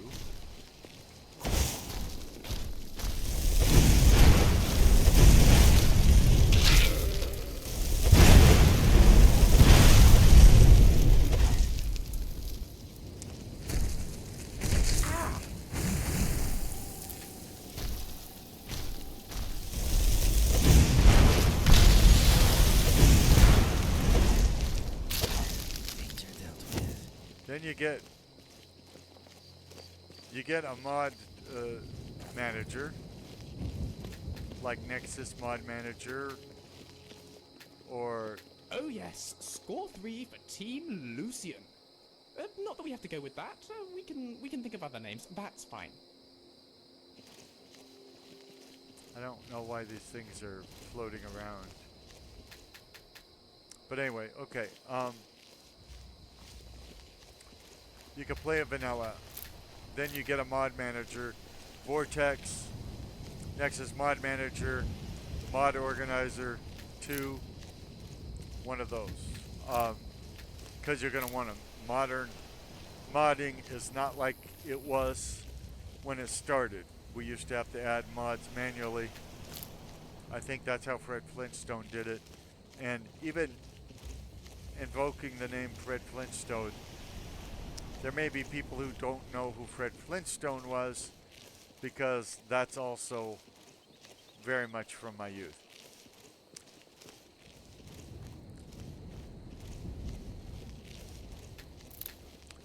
So you get now, to me, I find Nexus Mod Manager, which I've been using ever since it came out, to be the easiest. I have tried Vortex successfully and unsuccessfully at different times, but I don't find it as easy. I probably don't understand it. Maybe I'm too old to understand it. Maybe I'm too used to Nexus Mod Manager. But for the most part, I get everything I want out of Nexus Mod Manager.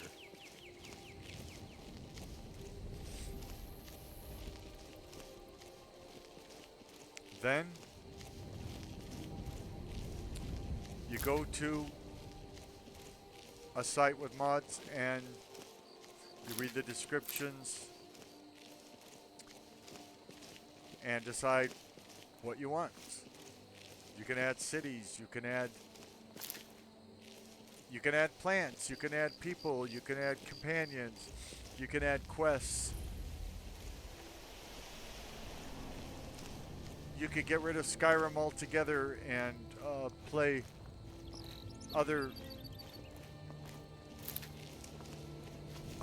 nations or lands in the within the Skyrim engine.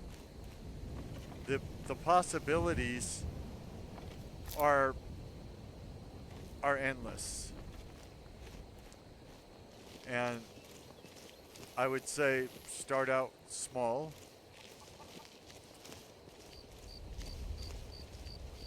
The problem is when you find out what's available to you, it's almost impossible to keep it small because it's so exciting.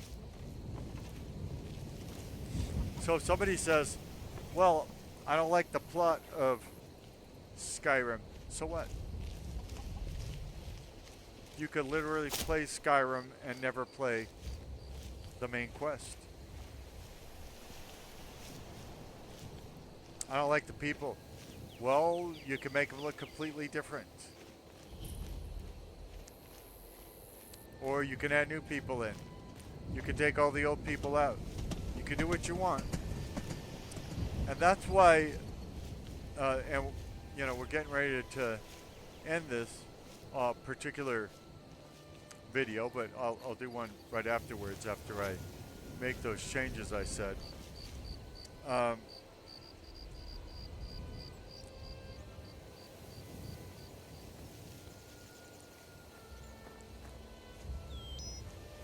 But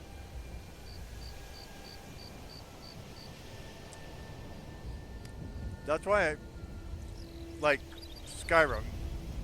The Elder Scrolls Skyrim, I call it Skyrim. I mean, I call it the Elder Scrolls V because it's 5 and they used a Roman numeral, of course. So, the Elder Scrolls V, Skyrim, came out in November of 2011. And it still has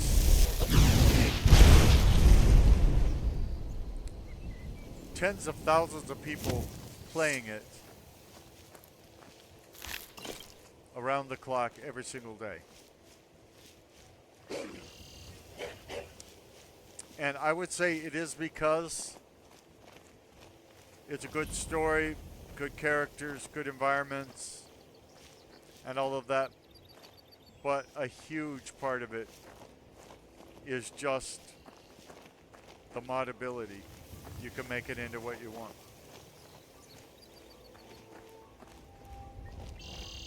There are mods to, I'm told, I've never tried them, but to change Skyrim into some kind of Star Wars type fantasy, along with characters from Star Wars, weapons from Star Wars, all of that.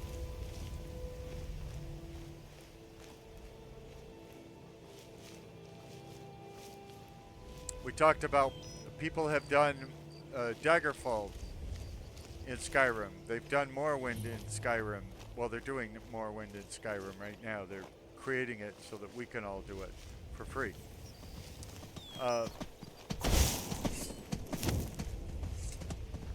They're creating Oblivion in Skyrim. So we can play it for free, even though another company is remaking Oblivion. And I'm told now, you know, I don't know if this is true, it's just what I've heard,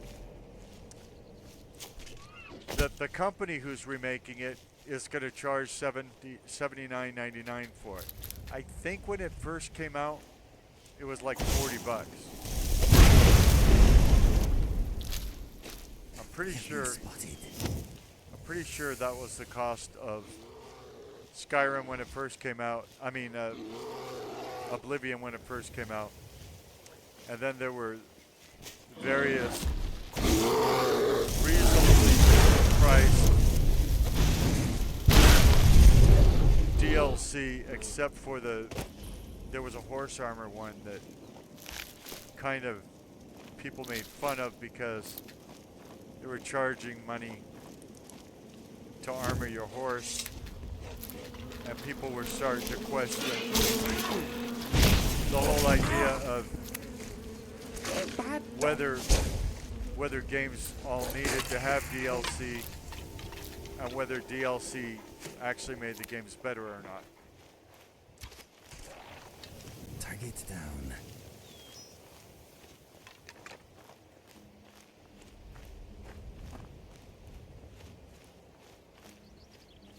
So I think the game came out at $40, and the remake of it. Now, you could say, well, that was years ago. People make more money now, and the dollar doesn't go as far anymore. So more dollars are needed to be the equivalent of what it was back then. Maybe, but think about the fact that there's going to be one Oblivion this year, apparently. One Oblivion remake that costs $79, and from what we're told cannot be modded, which would make it different than all the Bethesda games, all the Bethesda role-playing games that were made with mods in mind.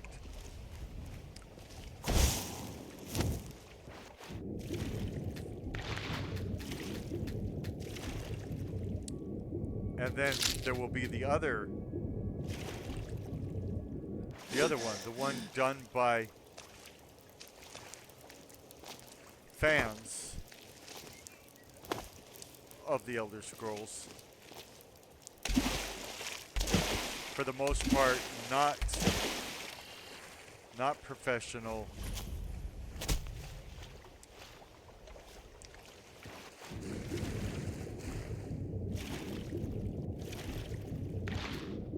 Game developers, just people who love these games.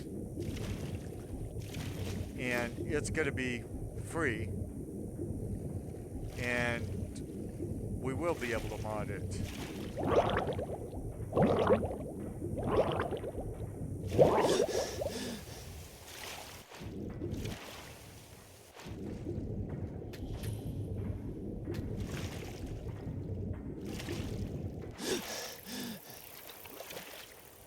I want to say anything we don't like, we'll be able to change, but it's not even that.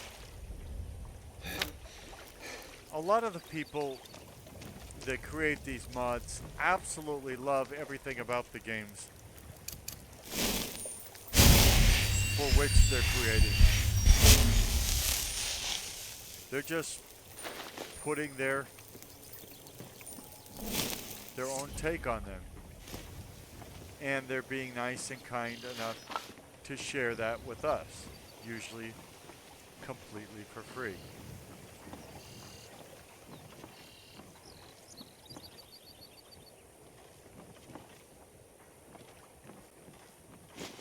Oops, I didn't mean to steal that stuff. I'm sorry.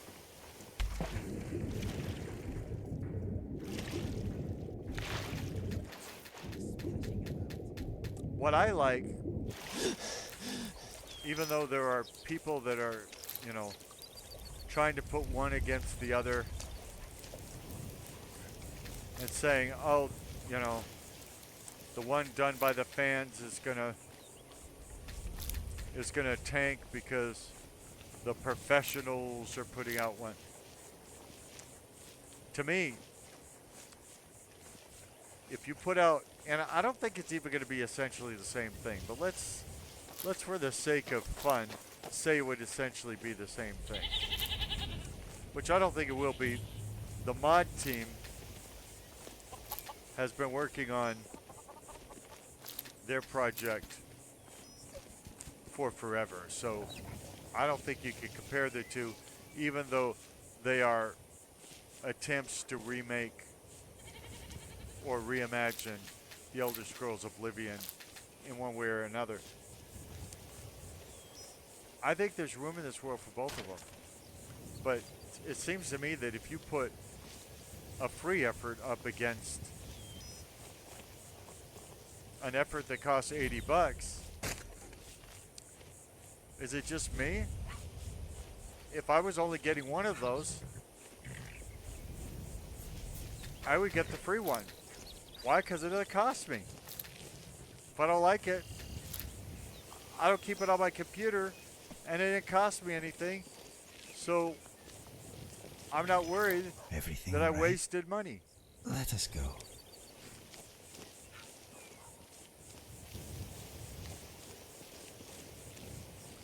But I think they're going to be different enough that they'll each be worth it. It's hard for something free not to be worth it. My step dad used to say, "What do you want for free? Your money back?" And so yeah, one of them's free. I really look forward to it. I think it's going to be terrific. And I think they're going to recreate the cities of Cyrodiil and the people of Cyrodiil and the quest of Cyrodiil in a way that's substantially different than the way the other company will do a remake of it. I think they'll both be worth it. I am certain that as they release, I will be streaming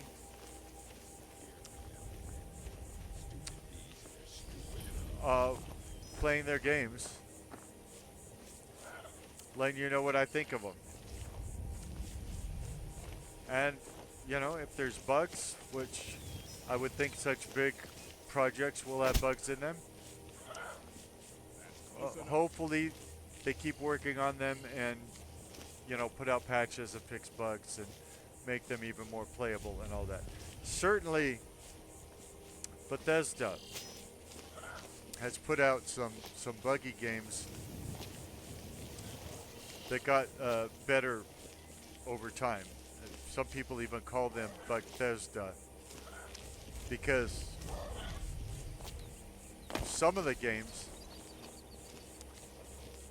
the fans themselves put together lists of the shortcomings, lists of actual mistakes in the game coding and things like that. I'm warning you. Back off. And then they fixed them again. I mean, they fixed those. They're called the unofficial patches.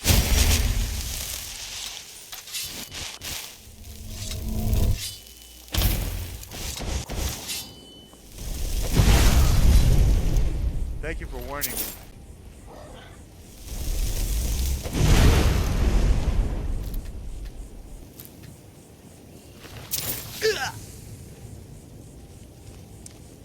Sometimes I feel stupid when I walk into the flames I created myself. Oops. Oh, hey.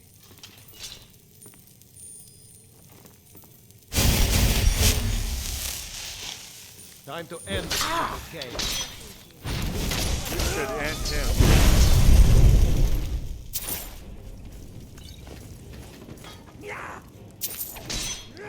I really want to.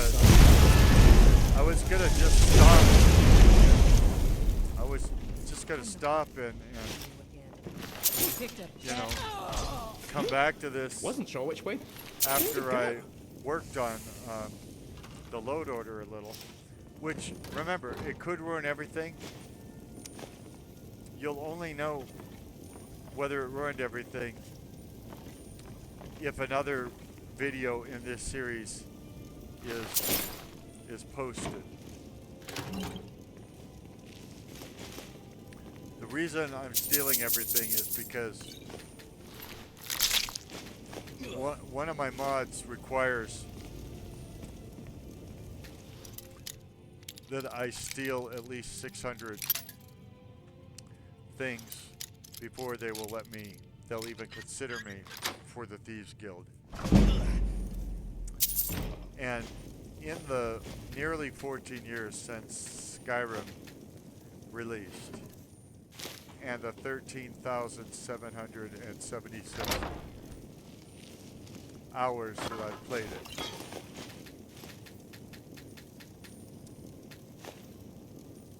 I have never done a complete Thieves Guild run. I have never done a full Thieves Guild quest line in any game ever. Now, that could just be me. I'm not really a thief at heart, he says as he's going through stealing everything in sight. Or it could be something about the quests themselves.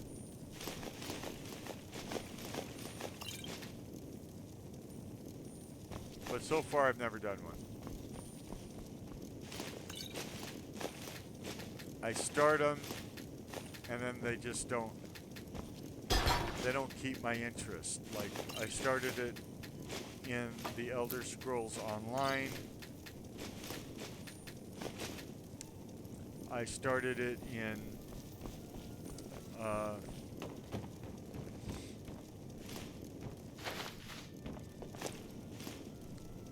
Oblivion.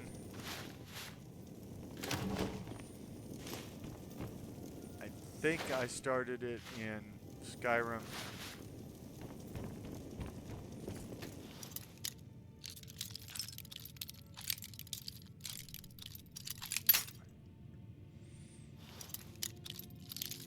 And maybe there just isn't enough excitement in them. Maybe the way Bethesda and the modders are creating these quests just doesn't interest me. I don't know what it is. And I feel guilty that I always do the Assassin's Creed. I mean I'm sorry, the Dark Brotherhood.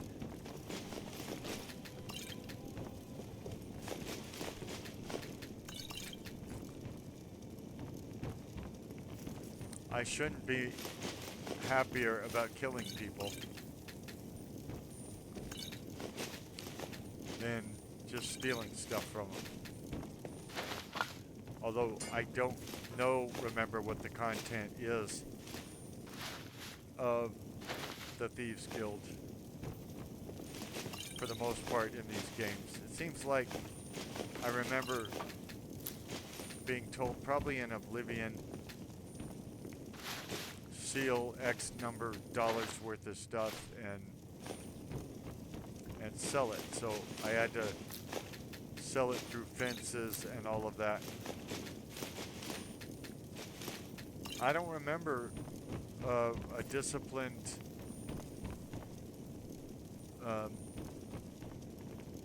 actual guild story. Now maybe there was one and I've forgotten, but then that means it didn't make an impression on me. And maybe there would have been more if I had gone through with everything. I would hope there would have been.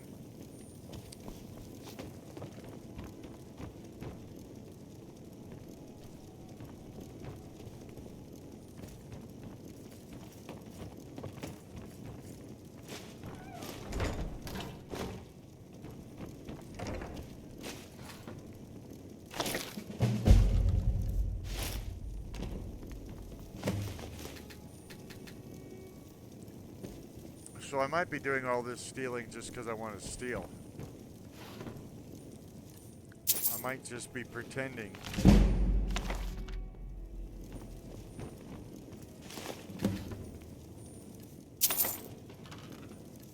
That I want to play the Thieves Guild.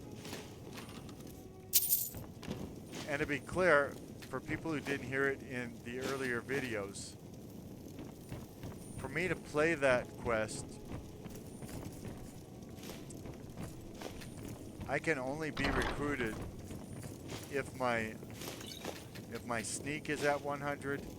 And remember, anytime I go to jail, I'm gonna have different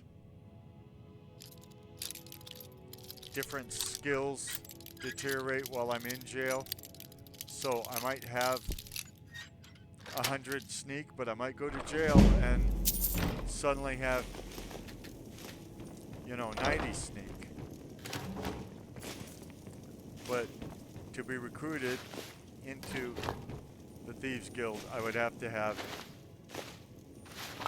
100 sneak. I'd have to have stolen 600 items. And I would have to have pickpocketed, I think, 60 people. So let me see where I am on that, and it might be the end of the video at that point. We go to general stats, even though I'm not a general. Crime.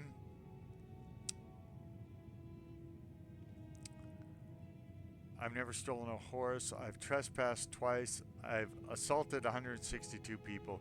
Now, see, this is because they're not targeting me. If they targeted me, my assaults would be 0. They're supposed to target me. And so I think this is why I keep going to jail, is because I see somebody where I can't get past the quest unless I kill them, but it's considered an assault because they didn't hit me first. If they hit me first, I can kill them, all of that, no problem. It's not considered a murder, an assault, or anything. So I've picked no pockets. I got to do that. I've spent 14 days in jail. I've stolen 536 items. So if I steal roughly 70 more items, I will have fulfilled that requirement to join the Thieves Guild. So that's why I like this particular place. Is once we get the people out of here, so that there's nobody to witness our crimes, we can go through, steal hundreds of things, and get closer to that goal. I know it's a weird goal, the goal of stealing 600 items. Well, yeah, I just had to set a number, and I was thinking, well,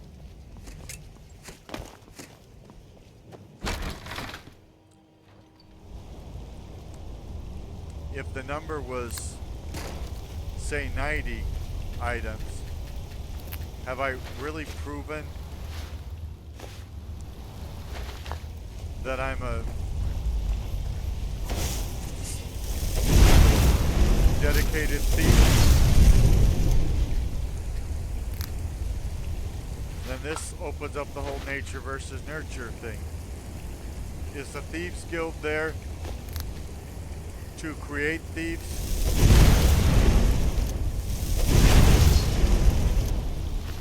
To mature them? To exploit them?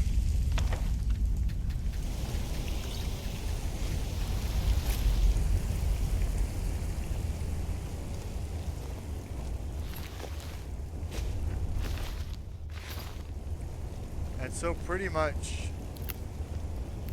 because of the mods I put in, I've decided that the Thieves Guild is there for people who are already experienced thieves.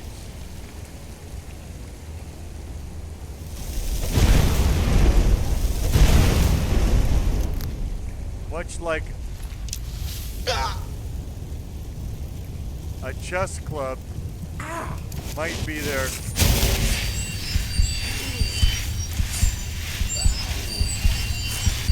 for interested people to learn how to play chess, it'd be a little weird. I shouldn't say this. As soon as I say this, somebody's going to tell me they're in this situation. But it'd be a little weird if you joined the chess club never having played chess. I don't think the chess club is there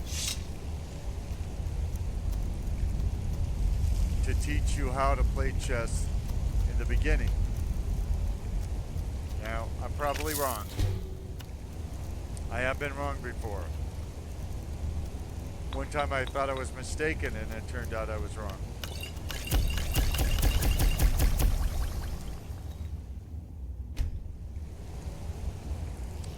You see what happens with Skyrim.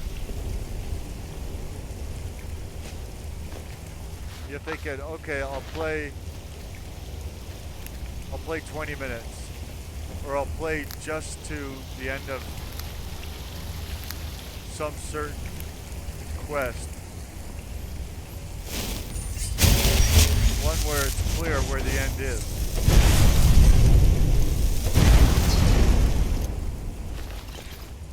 And what happens happening, what ends up happening, what happens happening.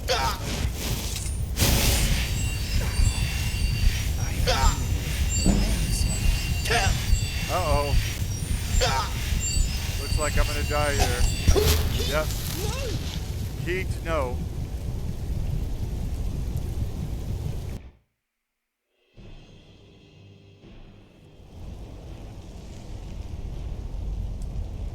Well. Careful. Yeah. I don't see a reason to go further into that cave.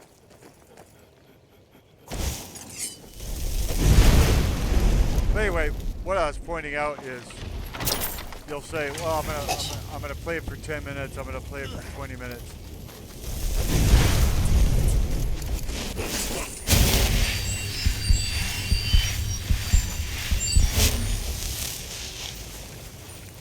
Then what happens is, before you reach that threshold, something else has caught your eye, and because you like it and you want to be addicted, you tell yourself, well, this other thing is only going to take, 5 minutes. So I have 5 minutes for this other thing.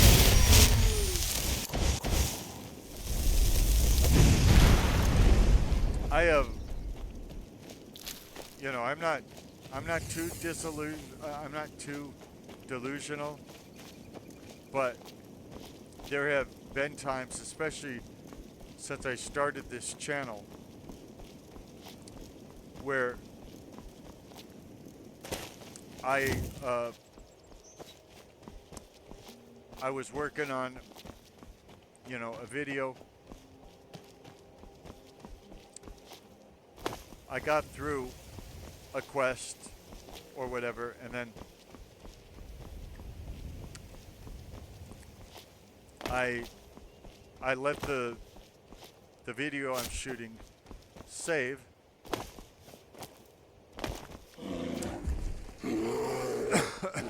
And I think that I have a video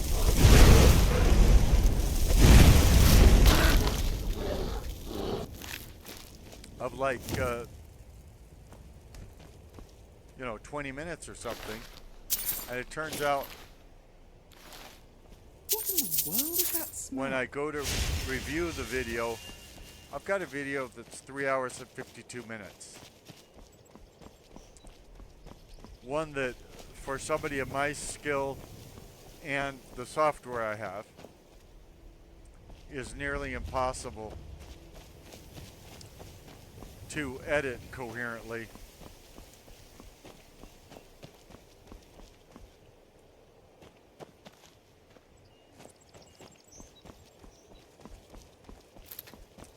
And by the way, that's why I've done like 20 videos in the last 3 days.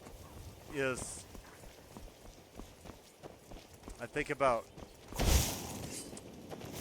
how difficult it's going to be So many refuse to talk. Take a look. to edit those videos, and so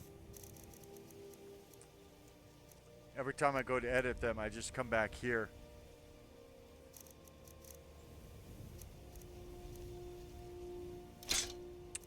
to play more, which makes the situation worse because I'm going to end up having more raw footage that eventually will either get thrown out, and I don't throw footage out, or if it's not going to get thrown out, then it has to be put into videos that are the right size to upload, whatever that is.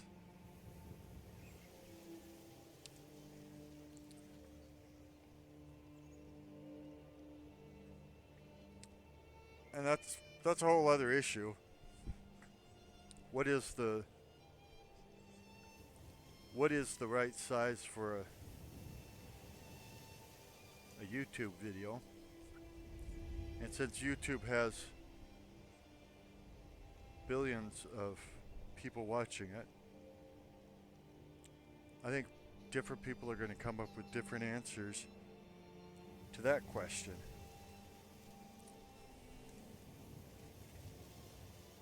Does anybody see my remote around here? Every once in a while my TV feels triggered, and so it starts trying to find things, you know, smart TVs and all that, like everybody has these days.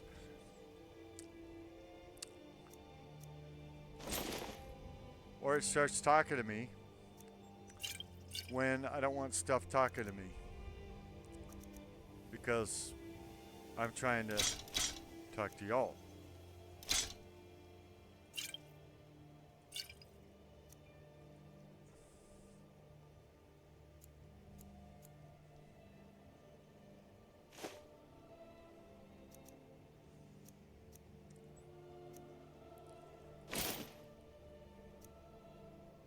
I am really getting hosed on these sales I'm making, but it won't be forever. My my speech skills are going up.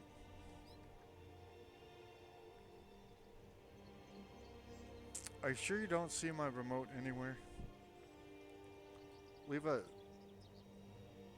comment if you see my remote.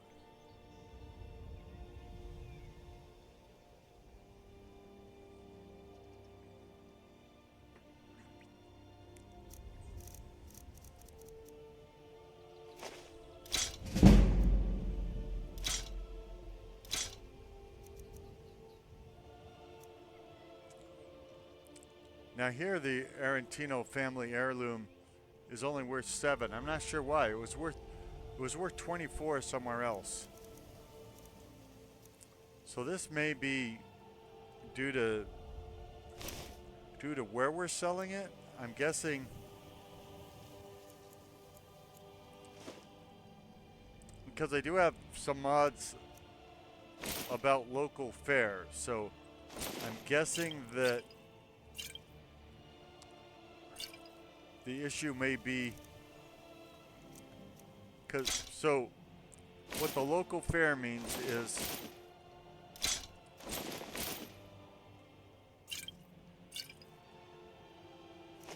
is that okay, now we've taken all his money, so we're done, and we got $5,436. We want about 10,000 before we buy Breeze Home, so that we can buy all the upgrades and everything like that.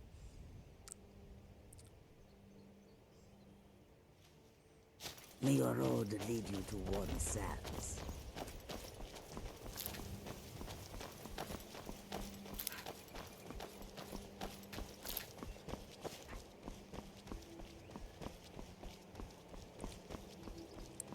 So yeah, I was basically talking about the fact that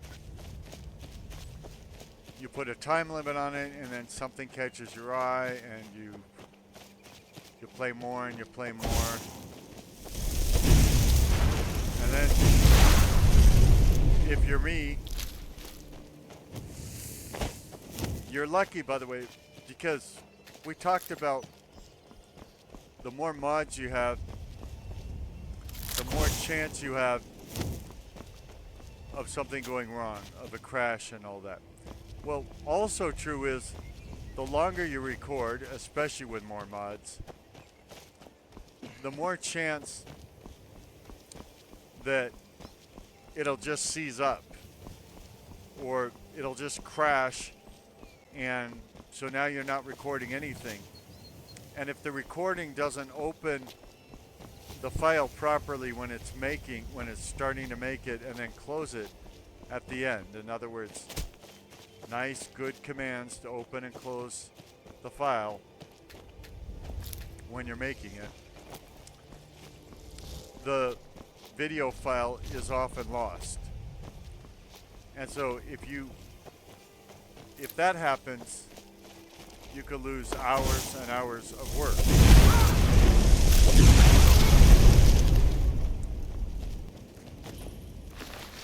In some cases, you could go back to a previous save and essentially replay the material again in the game. It wouldn't be exactly the same as your previous playthrough, but you would at least have playthrough of that. But often, far too often,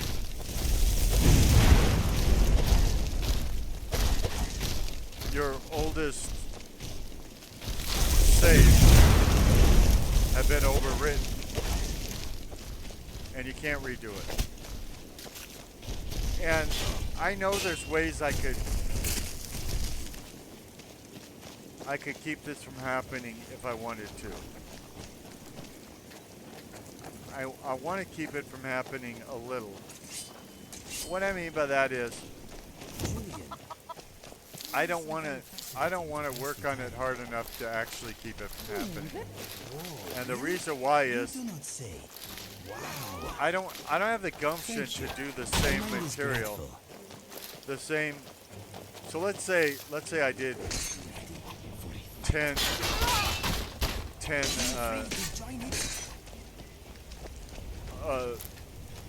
a quest doing a video, and the video didn't save properly. I don't want to go back and do those same 10 quests again, because I just did them. So that's why I don't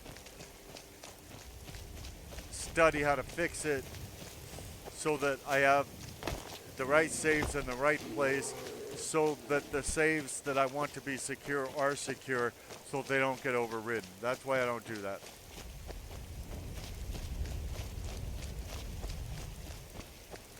Because I can imagine people listening to this and saying, "Wow, I know how to fix that." Well, yeah, if I thought about it, I'd know how to fix it too. I don't know how to fix it to keep it from crashing. And we're not talking about a toaster here. This is a highly sophisticated computer. I mean, look, it's not the fastest and the bestest, but it's real close. Like, I don't have a $2,400 video card, but I do have a 12 gigabyte video card that is no slouch. The company that made it, of course, has come out with newer ones since then. That doesn't make mine obsolete. It just means there's newer technology. They always want to sell product, and so they come up with more product. Not surprising in the least. So I don't have the latest video card from that company, but the video card I have isn't very old at all. Nothing I have on my computer is very old at all. I have two, well, so I bought the most expensive motherboard not long ago, by the way.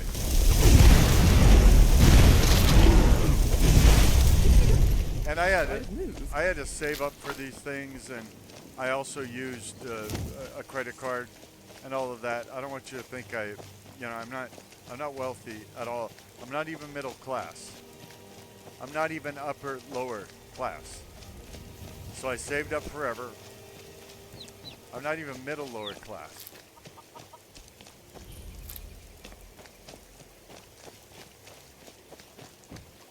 I don't know why I'm telling you these things, but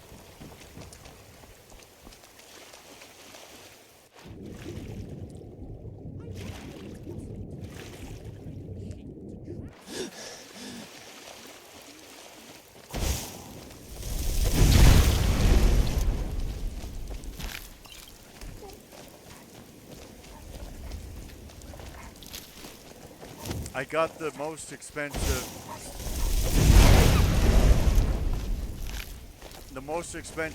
fastest processor the company made at the time. And then I got the most expensive motherboard that went with it. So all the bells and whistles. I've got 4 regular hard drives, 2 solid state hard drives,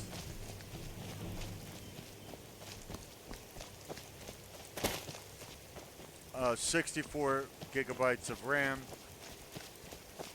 which the board could take more than that, I believe. But at the time, the upgrade, because I was upgrading, was starting to get pricey.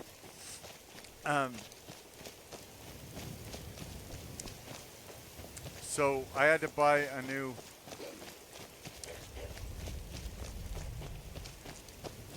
well, they talked me into, I don't know if I had to buy a new, but they talked me into a new case.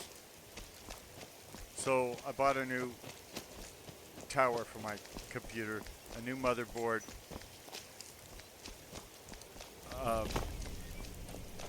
an SSD.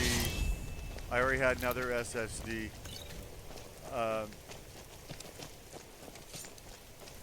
I had the 4 hard drives, although one of them has gone bad since then, even though it's not been very long since this upgrade.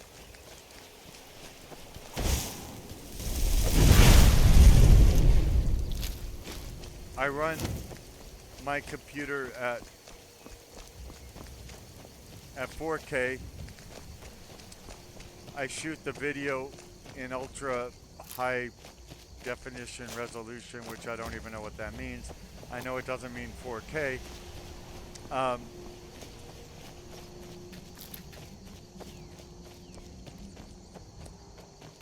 So I'm just saying, I'm not running out of RAM. I'm not running out of resources. I think my processor has 32 cores or something obscene like that. Again, not to brag. This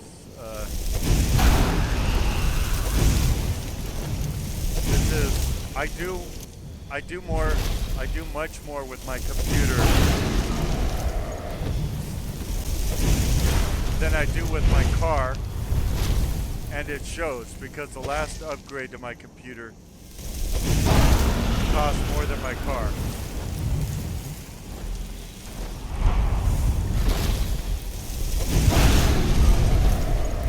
And if there's people listening right now, they're thinking, that's ridiculous, I would never do that. You know, I once had a situation where a dog attacked my dog, and I had to get surgery to keep the dog alive. I made the mistake of telling some religious people the deal that I got because they wanted one price for the surgeries and I couldn't afford it. And so I made a deal. And I didn't know it was a mistake at the time, so I told some religious friends what I paid for that surgery to keep the dog alive, thinking, you know, they would say, praise God that animal hospital and that doctor was willing to deal with you. God caused them to be willing to deal with you. Right. Come on then. You know, I thought that's what they would say. I thought they would give God praise. Instead, they were all shaming me, going, I would never pay that much to keep a dog alive. So I know there will be people out there that will be thinking and probably putting in our comments, I would never pay that for a computer. Or doesn't this idiot know that you can go onto Amazon and get a computer for $379? Yeah, this idiot knows that. And those computers can't do what I'm doing here. Because remember, not only am I playing sophisticated games, including games that came out this year that require a lot of processing power. But while they're playing it, they're doing things in the background, and Really? when I'm running, Of course. Easy. when I'm running Helps me. the recorders, the same computer is not only running the games, but they're running all the mods, they're running my mod manager, and they're recording the video of it and the audio, this commentary of it at the same time, and doing it in a way that's coherent enough that that video will be playable, the audio and video will be synced. You know, it just works. Combat your doubts, but understand them. I see the terrain falling apart. That's another good reason to take a break from my efforts. And by the way, what I threatened to do, don't ever do it. I'm not talking about upgrading your computer. Computer upgrades, that's your business.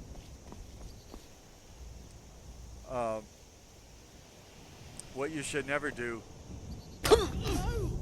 is take a mod out during a playthrough. I'm gonna toggle God mode just so that the guy can fall without getting hurt.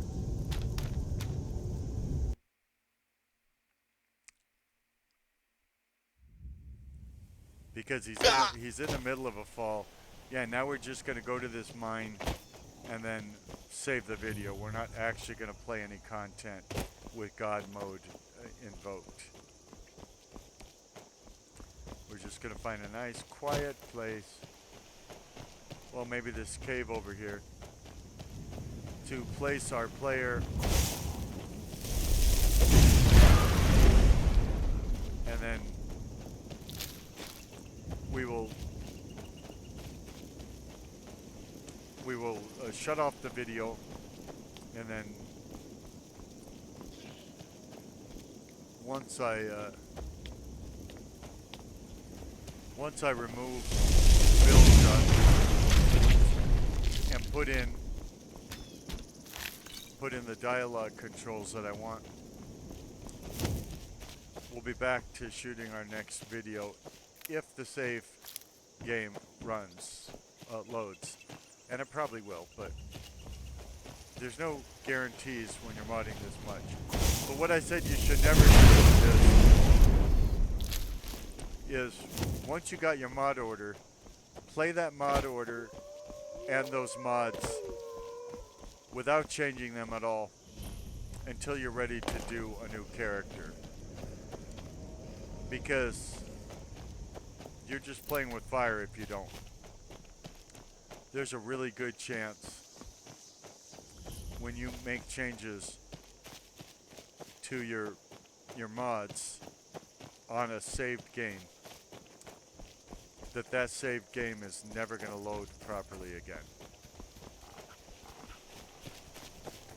So I never should have said, where you could hear me. Luckily, almost nobody watches these videos, but I never should have said where you could hear me, I'm going to go uninstall Vilja, and then I'm going to install the dialogue controls and then be back to you. Because I don't want to encourage anybody to make some of the most foolish mistakes you can in modding. And by the way, if it doesn't work, it's my fault. Again, I don't blame Bethesda that their game doesn't figure me out every time and compensate for my modding errors. Like running too many mods or mods that are not compatible with each other or whatever. That's not their fault. It's my fault. I'm greedy. Most mods are free, and I want to play all the free mods at the same time. That's not possible, but I get as close to possible with it as I can, which makes for very unstable gaming experiences. Oh, you know, I should have thought about that. I wonder if there's anybody that calls themselves the unstable gamer. Because now that I think about that, that would have been an excellent name for the YouTube channel.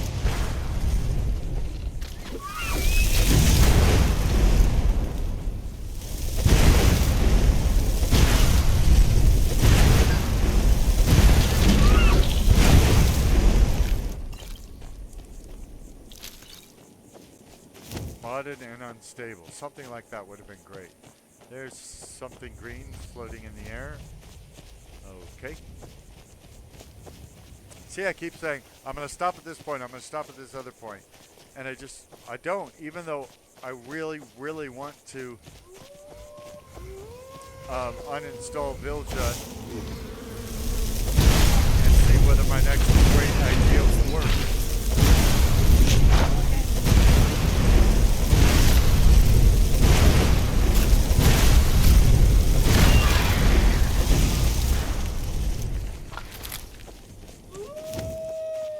That is definitely part of the experience is coming up with an idea. Wouldn't it be weird if I you know, whatever, and then trying it. And maybe it'd be weird, or maybe it just wouldn't work. Or maybe it would work and be the most awesome thing ever. And I think that's where a lot of science comes from. And I think that's where some of the best mod ideas come from.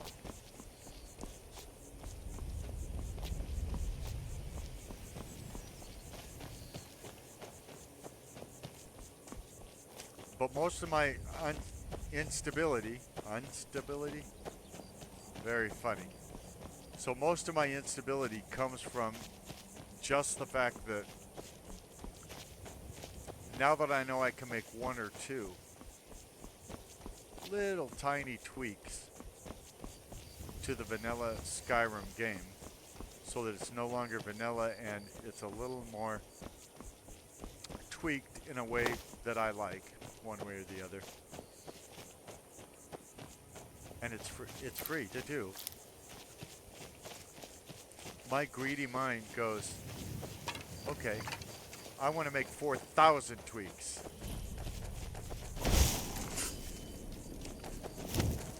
And because I want to do it, I convince myself that it's going to work.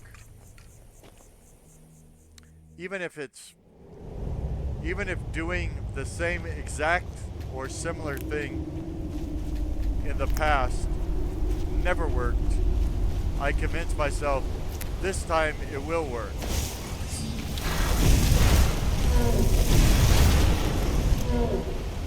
Why do I do this?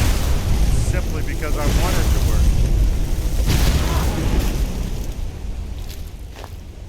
If I want something to work, then by definition it must work, right? Seems like good logic to me.